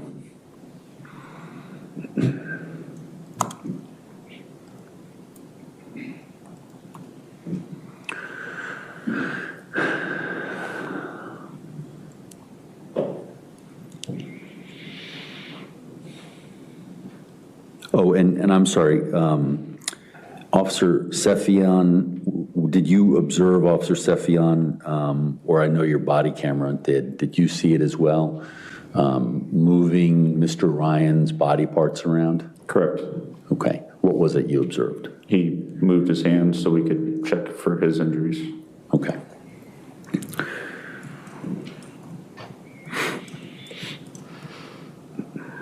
I don't have any further questions, Judge. All right, redirect. Judge, court's indulgence for one. Yes, ma'am.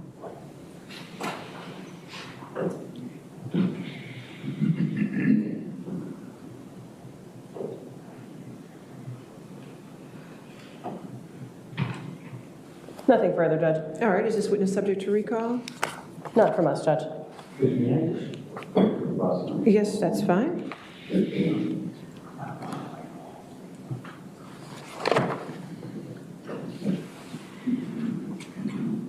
Looks like witness number 3 is done.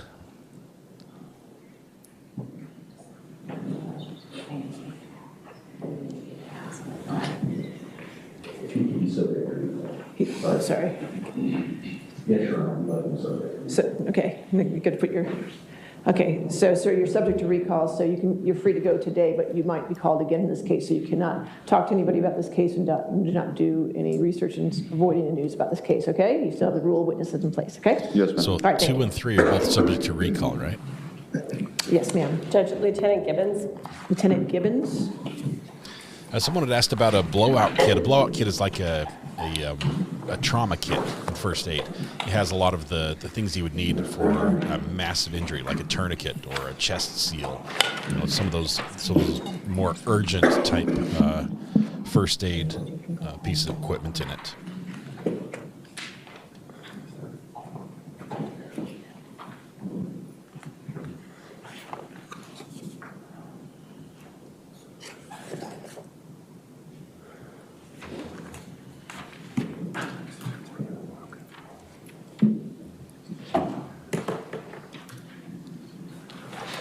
Moving right along through the witnesses here. Lieutenant Gibbons up next.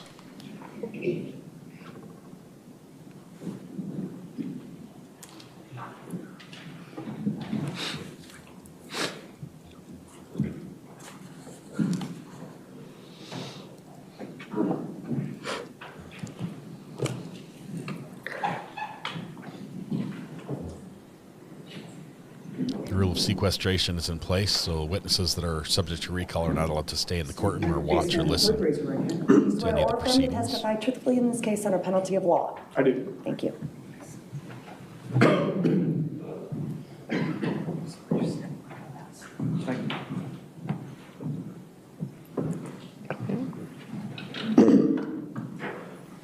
Good afternoon. Good afternoon. Could you please introduce yourself by telling us your name and spelling your first and last name for the court record? Yes, Michael Gibbons, Michael Gibbons.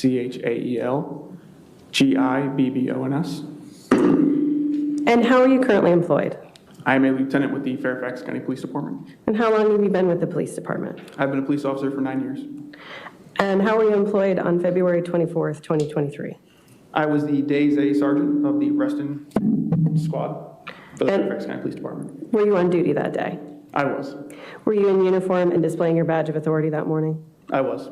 And is your department issued uniform equipped with body-worn camera? It was. And can you tell us how your body-worn camera works? Body-worn cameras are activated either manually or automatically upon activation of emergency lights and sirens, firearm being removed from the holster, or a taser also being removed from the holster or activated. And at the end of the day, what happens with your body-worn camera? They're put into a dock so they can be uploaded.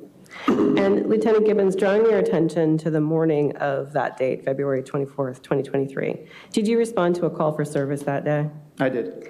And where did you respond? I responded to 13230 Stablebrook Way, which is in Herndon, part of Fairfax County. And can you describe the neighborhood as you saw it on that day? Residential neighborhood in Fairfax County. That house is located at the end of a street with a shared driveway. And when you responded to that address, what, if any, vehicles were in the driveway of the home that you responded to? There were 2 vehicles in the driveway. There was a Jeep SUV and a Volkswagen SUV. And did you note anything else about the home that you responded to? Typical Fairfax County neighborhood. Houses are relatively close together. And upon arriving at that location, what'd you do? I grabbed a blowout kit or a medical bag from my police cruiser, grabbed that, ran up to the residence, where I was instructed that the medical supplies were needed up in the master bedroom of the residence. And did you respond to the bedroom? I did. And what did you see when you went into the bedroom? First glance, I saw a female that was nude. She was covered in blood, laying on her left side, with a gentleman standing over her with bloody hands. There was an officer rendering aid to her, and then multiple officers surrounding the bed, gathering medical supplies. And do you recognize anyone from that scene here today? I did. Who? The defendant. And can you point him out and describe something that he's wearing in his hair color? Appears to be a black suit, brown hair. Judge, I'd ask the court to recognize that Lieutenant Gibbons has identified the defendant. All right, the record will so reflect. And when you went into the bedroom, what did you do? I immediately opened the medical bag. A chest seal was requested from the officers, so I opened that up, immediately applied pressure and the chest seal to the female. And did fire department personnel ever arrive? They did, and they relieved me from rendering aid. And what did you do after the fire department arrived and relieved you? Because it was a crowded space with a lot of people, I went into the bathroom, which was where the defendant was. And what did you do in the bathroom? I stood there, kept him separated, and spoke to him briefly for a few minutes. So you had some conversation with him? I did. And what did you ask him? I asked him first if he was injured, to which he replied no. And then I asked him how long they had been down. And what was his response when you asked how long they had been down? He said, I followed up that question with, since you called, to which he replied, she called. She had to find her phone. My hands were covered. And did he ever ask about his wife or Joe Ryan? He first asked, does he have a pulse? To which I believe I replied, I'm not sure, or I don't know. He did follow up with, is she breathing? Or is she going to be okay? Was what he said. And did he say anything about his daughter? Later in the conversation, it was mentioned that there was a child in the residence. He did ask about her, and I advised him that the au pair had gotten her out of the house. And how long do you think that your conversation lasted with him in the bathroom? Not more than a few minutes. And what happened after the two of you spoke in the bathroom? After we spoke, the fire department was carrying the female out of the residence. So I had 2 officers ready to escort the defendant out, to which he started to become upset. And we waited a minute so he could collect himself, and then they escorted him outside of the residence. Okay. At this point in time, I am going to ask for Commonwealth 10 to be displayed to the witness and to counsel only.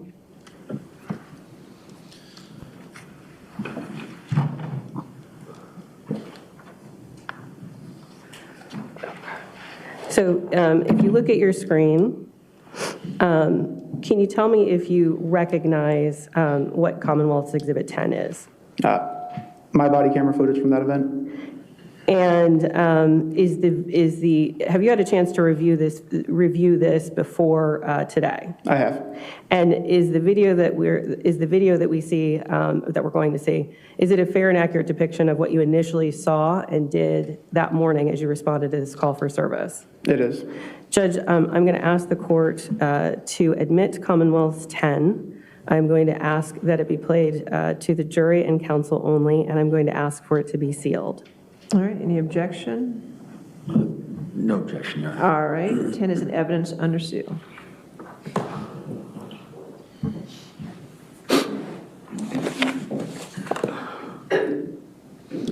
Lots of sealed evidence here to protect the. I don't know where the shooter is yet. The dignity of the victim. No, not the shooter itself, but I think he's upstairs. Where do we block it? Top and bottom. She's grabbing the 4-year-old. Okay, perfect. Where you at, left or right? I need chest seal on her, and how we're trying to find her right now. Just stay there. Stay there. There's another one behind me. Hey, open this up for longer. Yeah, I got it right for him. Okay, go. What do we need, chest seal? Check my pulse for the guy behind me. Yeah. Zach, go ahead. He's breathing, so. Chest seal. We got one guy up here, gun stab wound, one female, multiple stab wounds. Okay. Holy shit. Can someone do this for me? I got one hand kind of tied up now. Up this way. Just go in the tub. Go sit in the tub. He's in the bathroom, up here. Where do you need chest seal? He's got on the neck. Multiple stab wounds on the neck. Ready? As soon as I let go. Come for it. Ready? Go for it. Ready? Miss one. Chest seal. Get another one. There's another half. Ready? Go for it. Yep. Hold this down. Let's work on her, okay? It's just fucking hold pressure. Just sit in the tub. Just sit in the tub. You need another chest seal? Yeah, whatever you have. Just whatever you... Hey, get another... ALT, get more blowout kits! Is there anything else that we know of other than this? This one and the guy behind me. On this female. I don't know. Okay. I do not know. Just Brian has defense wounds to the hand, but... Everybody's in California. Probably from either K9 or Hilo at this point. K9 10. Yeah, securing firearm. Just leave it. Where it is. Tank. Yep. Since we got this kind of weight from Max, can you talk with him? Shoot him. Stand by 1 second. Medics expedited. Do we have a pulse on anybody? I can feel him breathing. Do you have a pulse on him? No. No pulse. Okay, so we have one. CPR on, go ahead. Multiple stab wounds. CPR on him. Yeah, if you don't have anything, start going. Start doing. Alright, who's the most liable, you guys know? This one apparently has a pulse. Alright. Multiple stab wounds to the neck. James, where is he? To the right, we have a pulse, multiple stab wounds. To the left, there's a CPR on the gunshot wound. I felt the pulse when I was holding the neck. Alright. We have multiple chest seals on the neck. We don't know if we have right here. Multiple stab wounds to the neck. Chest seals. Yes. Don't know if we actually have them. Don't know if it's one on the other side. We don't know. Okay, is she still breathing? We can feel blood moving. We can see her. We can see her cheek. You stop doing CPR on him. You guys good? Yeah, we're gonna get her. Okay. Get them. You do this. Yeah, this. She's bleeding over here. She's bleeding. You're good. That's why we're moving her. I got him. Take him downstairs. I can't feel it. You can't feel it? Are you hurt? Do you have any injuries? Sorry, I don't think so. You don't know? Okay, just stay where you are. Stay where you are. No pulse wounds, dude. Nothing? There's nothing. So what's the story? Do you live here? This is my house. This is my wife. I don't know him. You don't know him? This is your wife. The other woman is our au pair, Nanny. Where is she? I don't know. Okay. I don't know. How long have they been down? It's right there. How long? Right when you called us? She called. She had to find her phone. My hands were covered. Alright. You're gonna stay right here with me until we get this sorted out a little bit, okay? Yeah. You don't have any injuries that you know of? On the bed when I came in. Okay, alright. He doesn't know. That's your wife? This is my wife. So he's... Yeah. You don't know that guy at all? I don't know. He's a shooter. Yeah, I know. I'm just trying to figure out, where's the gun currently? Firearms right here. Leave them right where they are, if that's where we found them. We moved them away. All right, that's fine. They were on the. Just, where do you want, okay, you know what, sir, just have a seat, we're gonna close these doors. This way they can work, if you guys are good right there. Hey, Sarge. What's up? You want us to escort them outside? No, right now they're working, so we're just gonna let them work. Does she have a pulse? I'm not sure. You're not working? Okay. Okay. So once they... Is she going to be okay? We're going to let them work for a minute. We're going to let them do what they need to do. We'll just get you downstairs. Hey, Stefiani? Or Hugh?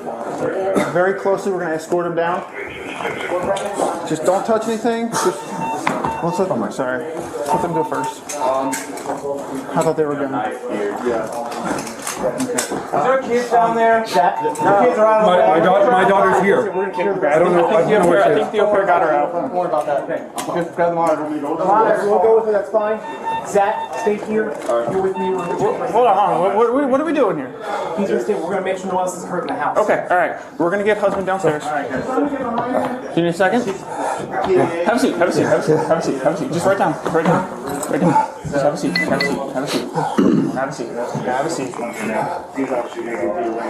He's starting to lose it a little bit. Hey, boss, can we get one of you guys to check him out? Yeah, I got more units here. We'll check him out. He's starting to break down a little bit. If we could terminate the view. And then at some point after the view that we just saw, did the defendant leave the bedroom? He did. And who was left in the room with you when he left? First, it was 2 personnel from the fire department, and then a third joined us. And when you were in the bedroom after the defendant had left, were there any firearms, unsecured firearms in the room? There were 2 unsecured firearms located on the bed. And did you make any observations about the state of the bedroom when you were speaking with the firefighters? Yes, I noticed and stated that the blood appeared to have been there a while. It appeared that it had been soaked into the carpet, started to dry in certain areas, and then there was a specific location near the female that appeared to be clotting or clumping together. I don't have any more questions for you. Mr. Carroll is going to have some questions for you. All right, cross-examination. It's bad. That shows the time between the event. Oh, there's Phil in the back corner. Hello, Phil. Officer Beckner, do you know, or Lieutenant Beckner, sorry. Lieutenant Gibbons, sir. Do you know what order you Lieutenant were Gibbons, sir. there from FCPD? For the record, Lieutenant Gibbons, and I do not know. I'm sorry, Lieutenant Gibbons. I apologize. Okay. First handful, 5 or 6 maybe. Okay. Do you know who the first person was? Top of my head, I do not. Okay. And so you essentially at the moment you got in, you took over kind of custody or observation of my client, correct? So I took command of the scene inside. I'm sorry, I can't. I took command of the inside of the residence. That was my role. Okay. And were you asked to do that? No, that was my job as the squad sergeant. Okay, so did you provide a chest seal or anything like that? I did. Okay, and then that's when you went into the bathroom and told him to sit on the bathtub and all those sorts of things? Correct. Okay, and that was, were you observing that he wasn't able to stand at that point? Or were you just saying, this is where I want you to be while this is going on? So in a patrol capacity, my firearm is located on my thigh. And the stance I was in while rendering aid, my right thigh was directly facing him into the doorway of the bathroom. So to prevent any access to a firearm, as he was identified as the shooter of the event, but also it was a very crowded space.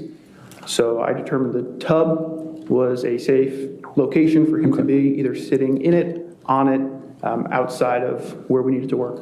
Okay, so he hadn't at that point experienced the issues regarding his legs that you saw later in your video? Not that I had noticed. Okay, you didn't notice that. Now, the dispatch told you that he was the shooter? I don't recall. Okay. If it was dispatcher, I know officers on scene made comments or statements that he was the shooter. Okay. Did any of those officers or people on the scene tell you that he was also a law enforcement officer? I don't think so. Did you notice that he had magazines on his belt or No. handcuffs? No. Okay. You escorted him out, correct? I did not. Okay. Who do you remember escorting him out? It was Officer Hugh was one of them. Uh-huh. And I don't know if it was now Sergeant Bell. He may have been the second officer. Okay. Could it have been Officer Beckner? Could have. Okay. And were you aware that Officer Beckner in the ambulance took 2 magazine cases, I may not know the term, and handcuffs and a Garmin watch? Did you know that was taken from him? I was aware that 2 magazines and a watch were removed. I was unaware of any handcuffs. Okay, so when was it you were became aware of that? Once he was in an ambulance. Okay, so you didn't realize he was a law enforcement officer until well after the heat of the moment? I don't think at that point I even knew he was a law enforcement officer. Okay. And so is it fair to say dispatch didn't communicate any of that information, or would you have missed it if it was communicated? There's always information that potentially gets missed, especially on a high priority call, where you're trying to get to a residence or a scene as fast as you can to render aid and try to save a life. So if they did, and it was voiced or written in a CAD, I did not notice. Okay. And have you reviewed your CAD or any of those records from that day? I've reviewed my body camera footage. I did not review the CAD comment, the CAD event. Now, is the body cam footage that we just saw, is that a portion of it or is that all of it? That's a portion. Okay. And how many more minutes are there that we didn't see? Without looking at the timestamp, a couple minutes. Okay. When do you recall? So I think Ms. Bristler may have asked you about how the body camera works and how it gets started. How does it get shut off? Excuse me. Usually manually, unless it runs out of battery. Okay. Did you run out of battery? No. Okay. So manually you shut it off at some point. Correct. How long after the last scene we saw in that audio or video clip was it? A few minutes. Okay. No. And would it have been, do you know where it would have been? After the defendant was in an ambulance, Okay. and I was told that there were 2 magazines and a watch removed from his person. Okay. And then you shut it off? Correct. Okay, I gotcha. Now, your observations that you made regarding the room, do you have training in those observations? As a law enforcement officer, we're trained to make observations, take note of things that will help investigators. I have taken numerous classes through our academy, one of which, I don't know the specific name of it, is involving blood specifically. Okay, and so you knew what clotting looked like? I knew what dry blood looked like, and I knew the blood as it was clumping. I don't know the technical term. Okay. I'm not an expert for that. Gotcha. But my observations at the time, that's what it appeared to be. Okay.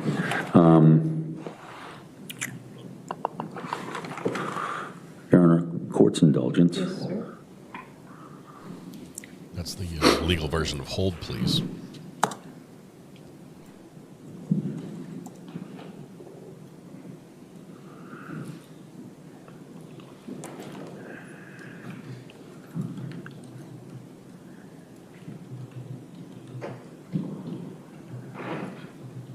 Now, you had testified that he had asked about his daughter, which we hear on the body cam, and then you testified that he became upset and broke down. Was that simultaneous to that? I was within probably a minute or so. Okay. Without looking at the camera. Do you remember? I remember it all being very close to each other, or close together. Okay. The scene as a whole, although it's multiple minutes, in your head. And did you say anything to allay his concerns about his daughter? Like, she was with the nanny or with another officer or anything like that? Yes, I did. I told him that I believe the au pair had gotten her out of the house. Okay, and you'd heard that from others? Yes. Okay. Did that seem to work with regard to him being upset? Sorry, can you repeat that? Did that seem to work? That the fact that you said that he had broken down? No, it didn't change his demeanor. It didn't make him happier. If that's what you're looking for. Well, I'm just curious what you saw. He was upset. He was visually upset. Excuse me one second.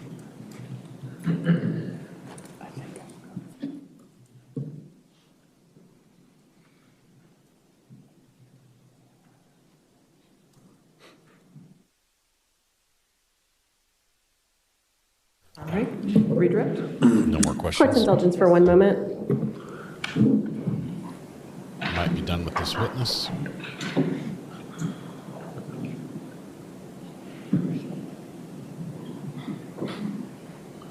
Judge, I don't have any further questions. Sure. He is not subject to recall for us. No need for recall. Okay, sir, you're free to go. Thank you. Thank you, Your Honor. Have a good day, Lieutenant. Usual. All right, your next witness. Judge, the next witness I have is Dr. Kessler, Your Honor. This is going to be a longer. Why don't you approach on me? Right, Judge says step on up. We're going to talk about scheduling really quickly. See if maybe now's a good time for lunch. I do see Phil back there in the back in the blue shirt. As he said, he's the handsome bald man.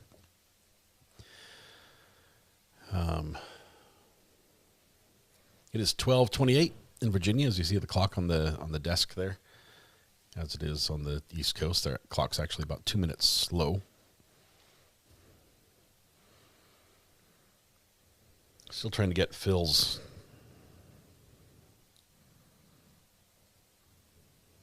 channel. If you have it, text it to me. I think it's called Hidden Phil Investigates, but I don't know where it's at. I'm not sure which account it's on, or which service. Are we not counting anything, Lieutenant L. Teddy? I'm going to call you L. Teddy instead of Lieutenant Eddie. We haven't started counting some things. We were going to count a number of times I blushed. I think it's up to about 4 so far. But other than that, no, we have not. Big scheduling conference here. Judge was okay.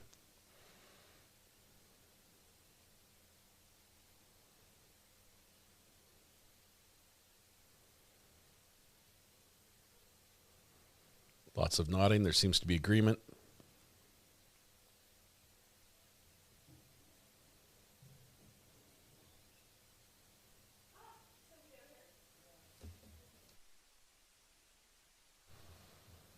This part is quiet, so we can't hear it. Just Stephanie, I have my calendar out. It is so stinking hot down here. My office is like 85 degrees. I'm dying. Here's a pretty courtroom, not the best for audio for us, for recording in, but as long as the audience can hear, I guess they're happy. The defendant was employed as an IRS investigator, did have police-type powers with that position, arrest powers. Interesting, the firearm that were used, apparently, I don't know about his service weapon, but they might both be Glocks. All right. Ladies and gentlemen, in planning the nature of the course of the evidence in the afternoon, we're going to go ahead and take an early lunch recess at this point from 12:30 to 1:30. That way we'll have more continuity with the evidence as it comes in today, okay? So let's go ahead and do that. Go back with the deputy. She'll give you all your lunch options. Please do not discuss the case and don't do any outside research, okay? Thank you. We'll see you back at 1:30. 1:30 it is.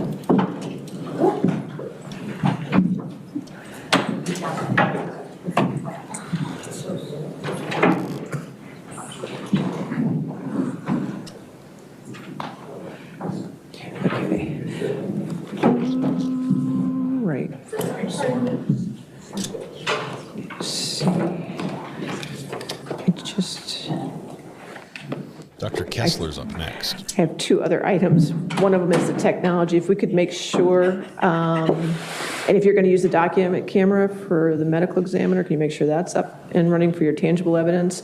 And also, whatever you need to do to get your technology, make sure it's ready before the jury comes in. I'd appreciate it. Other than that, one other thing is, I don't know how your evidence is going to go, but if you have sealed evidence, and the unsealed evidence goes to the gallery, okay, automatically. So when you're going to go from an unsealed evidence to sealed evidence, please let us know, because we're not that fast on the button. So you just let us know that the next exhibit you're going to show is sealed, so we can take care of it. That was Kelly stating terminate. We had spoken with your clerk about having a keyword to let her know we were ready. Right, well, we had one with 7, 8, 9. 7 was unsealed, so that was shown in the gallery, and we went to 8 without any notification. So we were as quick as we could. But if So we could 8 was keep shown that to the in gallery. mind. Yes, ma'am. Okay, perfect. Anything else, Mr. Kara? All right, we'll see you all at 1:30 then, okay? All rise. So as they go on break, they've got we get an hour lunch. We're going to take that as well. And turn off the audio there. It's a little bit noisy. I was just going to tell you a little bit. It appears that the firearms that were used. Let me see. Buffer for mod chat. Just 1 second. That's not the one, Samantha. Unfortunately, I've got that one already. We're going to hold tight for just a minute and see if Phil possibly calls in. If he does, we're gonna take that call. I was going to tell you a little bit about the firearm that was used. They appear to be semi-automatic pistols. So I have a miniature replica of this is a non-firing replica of the type of gun that he has. This is a Glock. It's a semi-automatic. This is printed in blue plastic, but magazine loaded through the handle is filled with rounds. I don't know what caliber was used yet. The top slide's pulled back. Then every time the trigger is pulled, the gun fires. I don't know how many shots were fired. It sounds like only 2, one from each firearm. But if the gun was fired one time, it would shoot, the slide would drop back, pick up a new one, and be ready to shoot again, meaning that both guns, as they were found, were likely locked and loaded, and all they needed was the trigger pulled to fire one more time. So it is a concern in the court or on the crime scene that the guns were there, and the police, as we listen to them trying to find out who the shooter was and where the firearms are, they're still dangerous. And if the shooter decides, he's not done, then things can change very quickly. When they made the call out to the medics saying it was I forget what the term they used, like a cold scene. The scene was cold.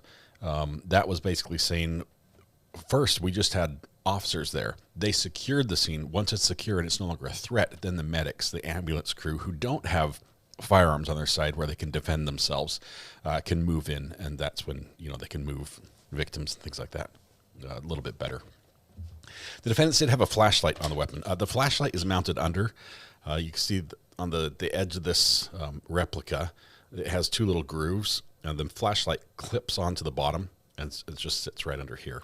And it can be turned on with a finger switch as well. Does it work? No, this does not work. He owned both guns, but they did use both guns. This is interesting. Some people have said they speculate that that the defendant instructed the au pair to shoot Joe, the man they invited into the home, so that she would be in it as well, right? So he would have that control over her. She would be just as guilty as him, so she couldn't flip, right? But greeners always assume it's loaded. I did 3D print it. Yes, I did. The IRS owned one of them. Yes, it was a work-issued pistol. Let's see, Red Pen, can you give us some here quick? What is this case about speech? Yes, I sure can. We can do that. This case is, they call it the au pair affair, or the au pair murder trial, or the love triangle trial. I don't even remember what I called it, but the fact that relationships play a big part in the underlying facts in this case can't be understated. We have here a married couple who hire an au pair. The husband starts having an affair with the au pair, decides that he wants to not be with his wife anymore, but divorce isn't good enough because he wants sole custody and doesn't want to risk losing his daughter. So he decides to kill his wife, uses the au pair in this elaborate scheme to solicit a kinky encounter with somebody from a questionable website that would be willing to role play a fantasy scenario involving non-consensual relationships. So this would be a consensual, non-consensual. So they agree to have this reenacted non-consensual experience. So his role, as this guy that they solicited, his role was to play the part of the attacker. And he was given specific instructions that no matter how much she screamed and fought, that he was supposed to continue with the plan. That plan was set up by the husband and the au pair. It's the state's argument that the wife had no knowledge of that. So for her, this was very real. But in the process of that plan being carried out, as arranged, with him arriving and coming in the house through an unlocked door and everything, the au pair calls and lets the husband know, hey, he's here, it's begun. And the husband comes home. They both enter, and in the course of this being carried out up in the bedroom, the husband enters, shoots the man, shoots and kills or severely wounds the man by shooting him in the head, and then proceeds to take the knife, which the man brought as part of the prop, or for the reenactment, or this non-consensual, consensual non-consensual, and uses that knife to stab and kill his wife, or at least mortally wound her, so she is dying. Part of the problem that happens here, though, as soon as they enter the house, like the au pair and the man, as soon as they enter the house, the au pair's like, okay, my job, I was supposed to call 911. She calls 911, and he's like, no, not yet, not yet. They hadn't shot him yet. Okay, so they hang up. 911 calls back and said, yeah, we just got a call from your number. It goes to voicemail. We just got a call from your number. If this was an accident, disregard this message, but we're just checking on you. Is everything okay? Meanwhile, he shoots the intruder. He stabs his wife. And then he has the au pair, using the gun that he gave her, and they went to the range and practiced with, shoot the intruder as well. So intruder's dead on the floor. Wife is dying on the bed, or near it. And then, after waiting a significant amount of time, and we're talking 10 to 20 minutes, they make a 911 call. And the au pair struggled with this. I realize English is not her first language, but she came across as not knowing what to say or what to do, more so than not knowing how to say it, or because of language issues. We've got a perfectly fluent English speaker in the background trying to coach her through what she's supposed to say on the phone. And the dispatcher's like, can I talk to that guy? Even just getting the address was difficult. But they do talk through it. They get the police there. The dispatcher's making sure that, trying to understand what's happening. Is the au pair the one that's shot? Are you the one that's stabbed? Who's the shooter?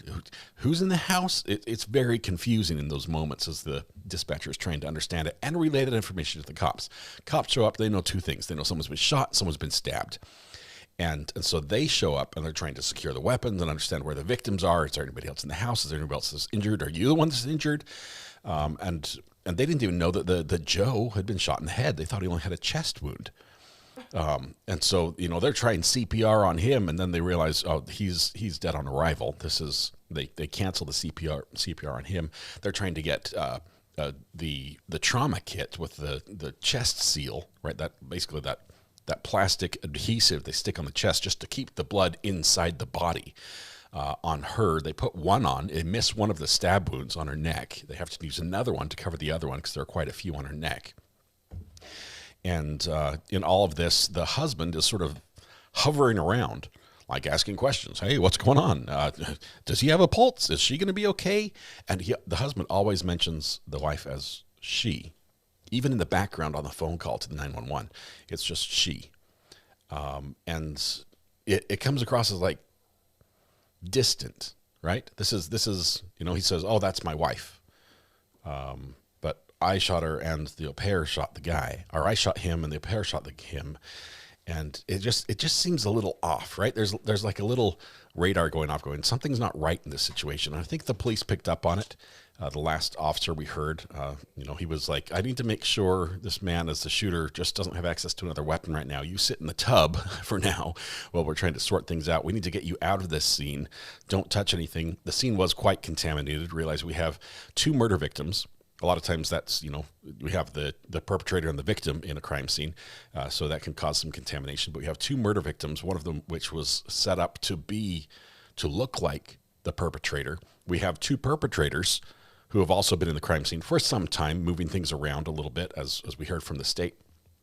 And then we have all the first responders, the police officers, the fire department, and the ambulance guys who all show up on scene. The guns get moved, the knife gets kicked or stepped on, blankets get kicked. People have been moved and manipulated so they can be worked on by the police, and so it's a messy crime scene that was already messy to begin with.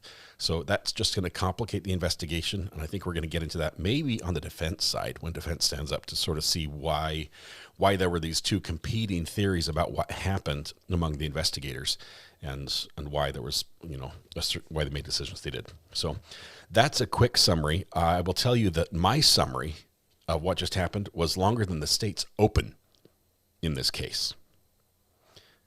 Probably because they said it better than I did, but I was surprised at how quickly the state summarized the entire case and said it to the jury and said, all right, witness number 1, we're ready. So, all right. I think that's all. I think that will take us to the lunch break. We have, what time were we coming back? Was it 1:30? Does anybody know? Samantha Terry, thank you very much. Appreciate it. I'm liking this trial. I'm looking forward to seeing the defense be able to present their side, which seems to be blame the au pair. This is going to work really well, but it also sort of lays out the groundwork for the fact that the au pair is probably going to be the smoking gun that the state presents in the case. She is scheduled to testify against him in this trial.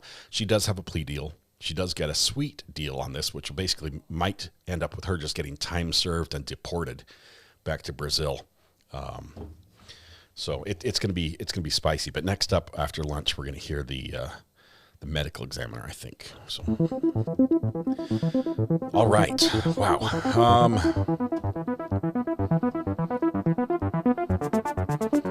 I nailed it. Thank you. Thank you very much. It's good to be back with the full trial. This is a doozy of a trial. Obviously, 2 victims. We've got a child.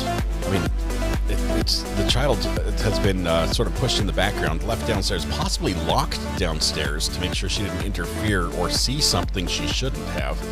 We had a little bit of a clue left that way when the officer said when they went to look for the child or locate the child, he saw the door had a lock on the outside, accessing that area, if I understood that correctly.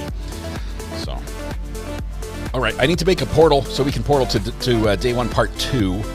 So if you'll give me just a minute to do that. Reuse the settings. What did we call this one?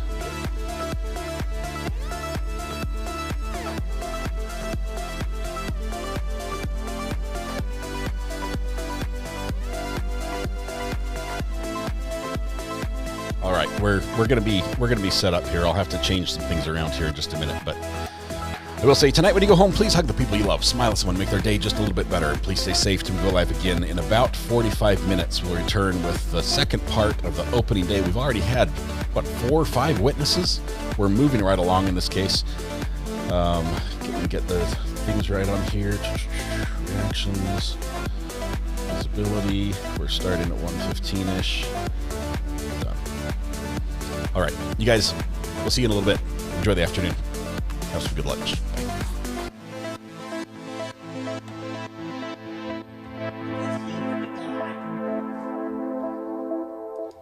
Still building the portal. Wait for it. You're talking about stuff that is not relevant. I know, please wait. In front of the Walmart. Forgot to make the link. Thank you, sir. You're my new best friend.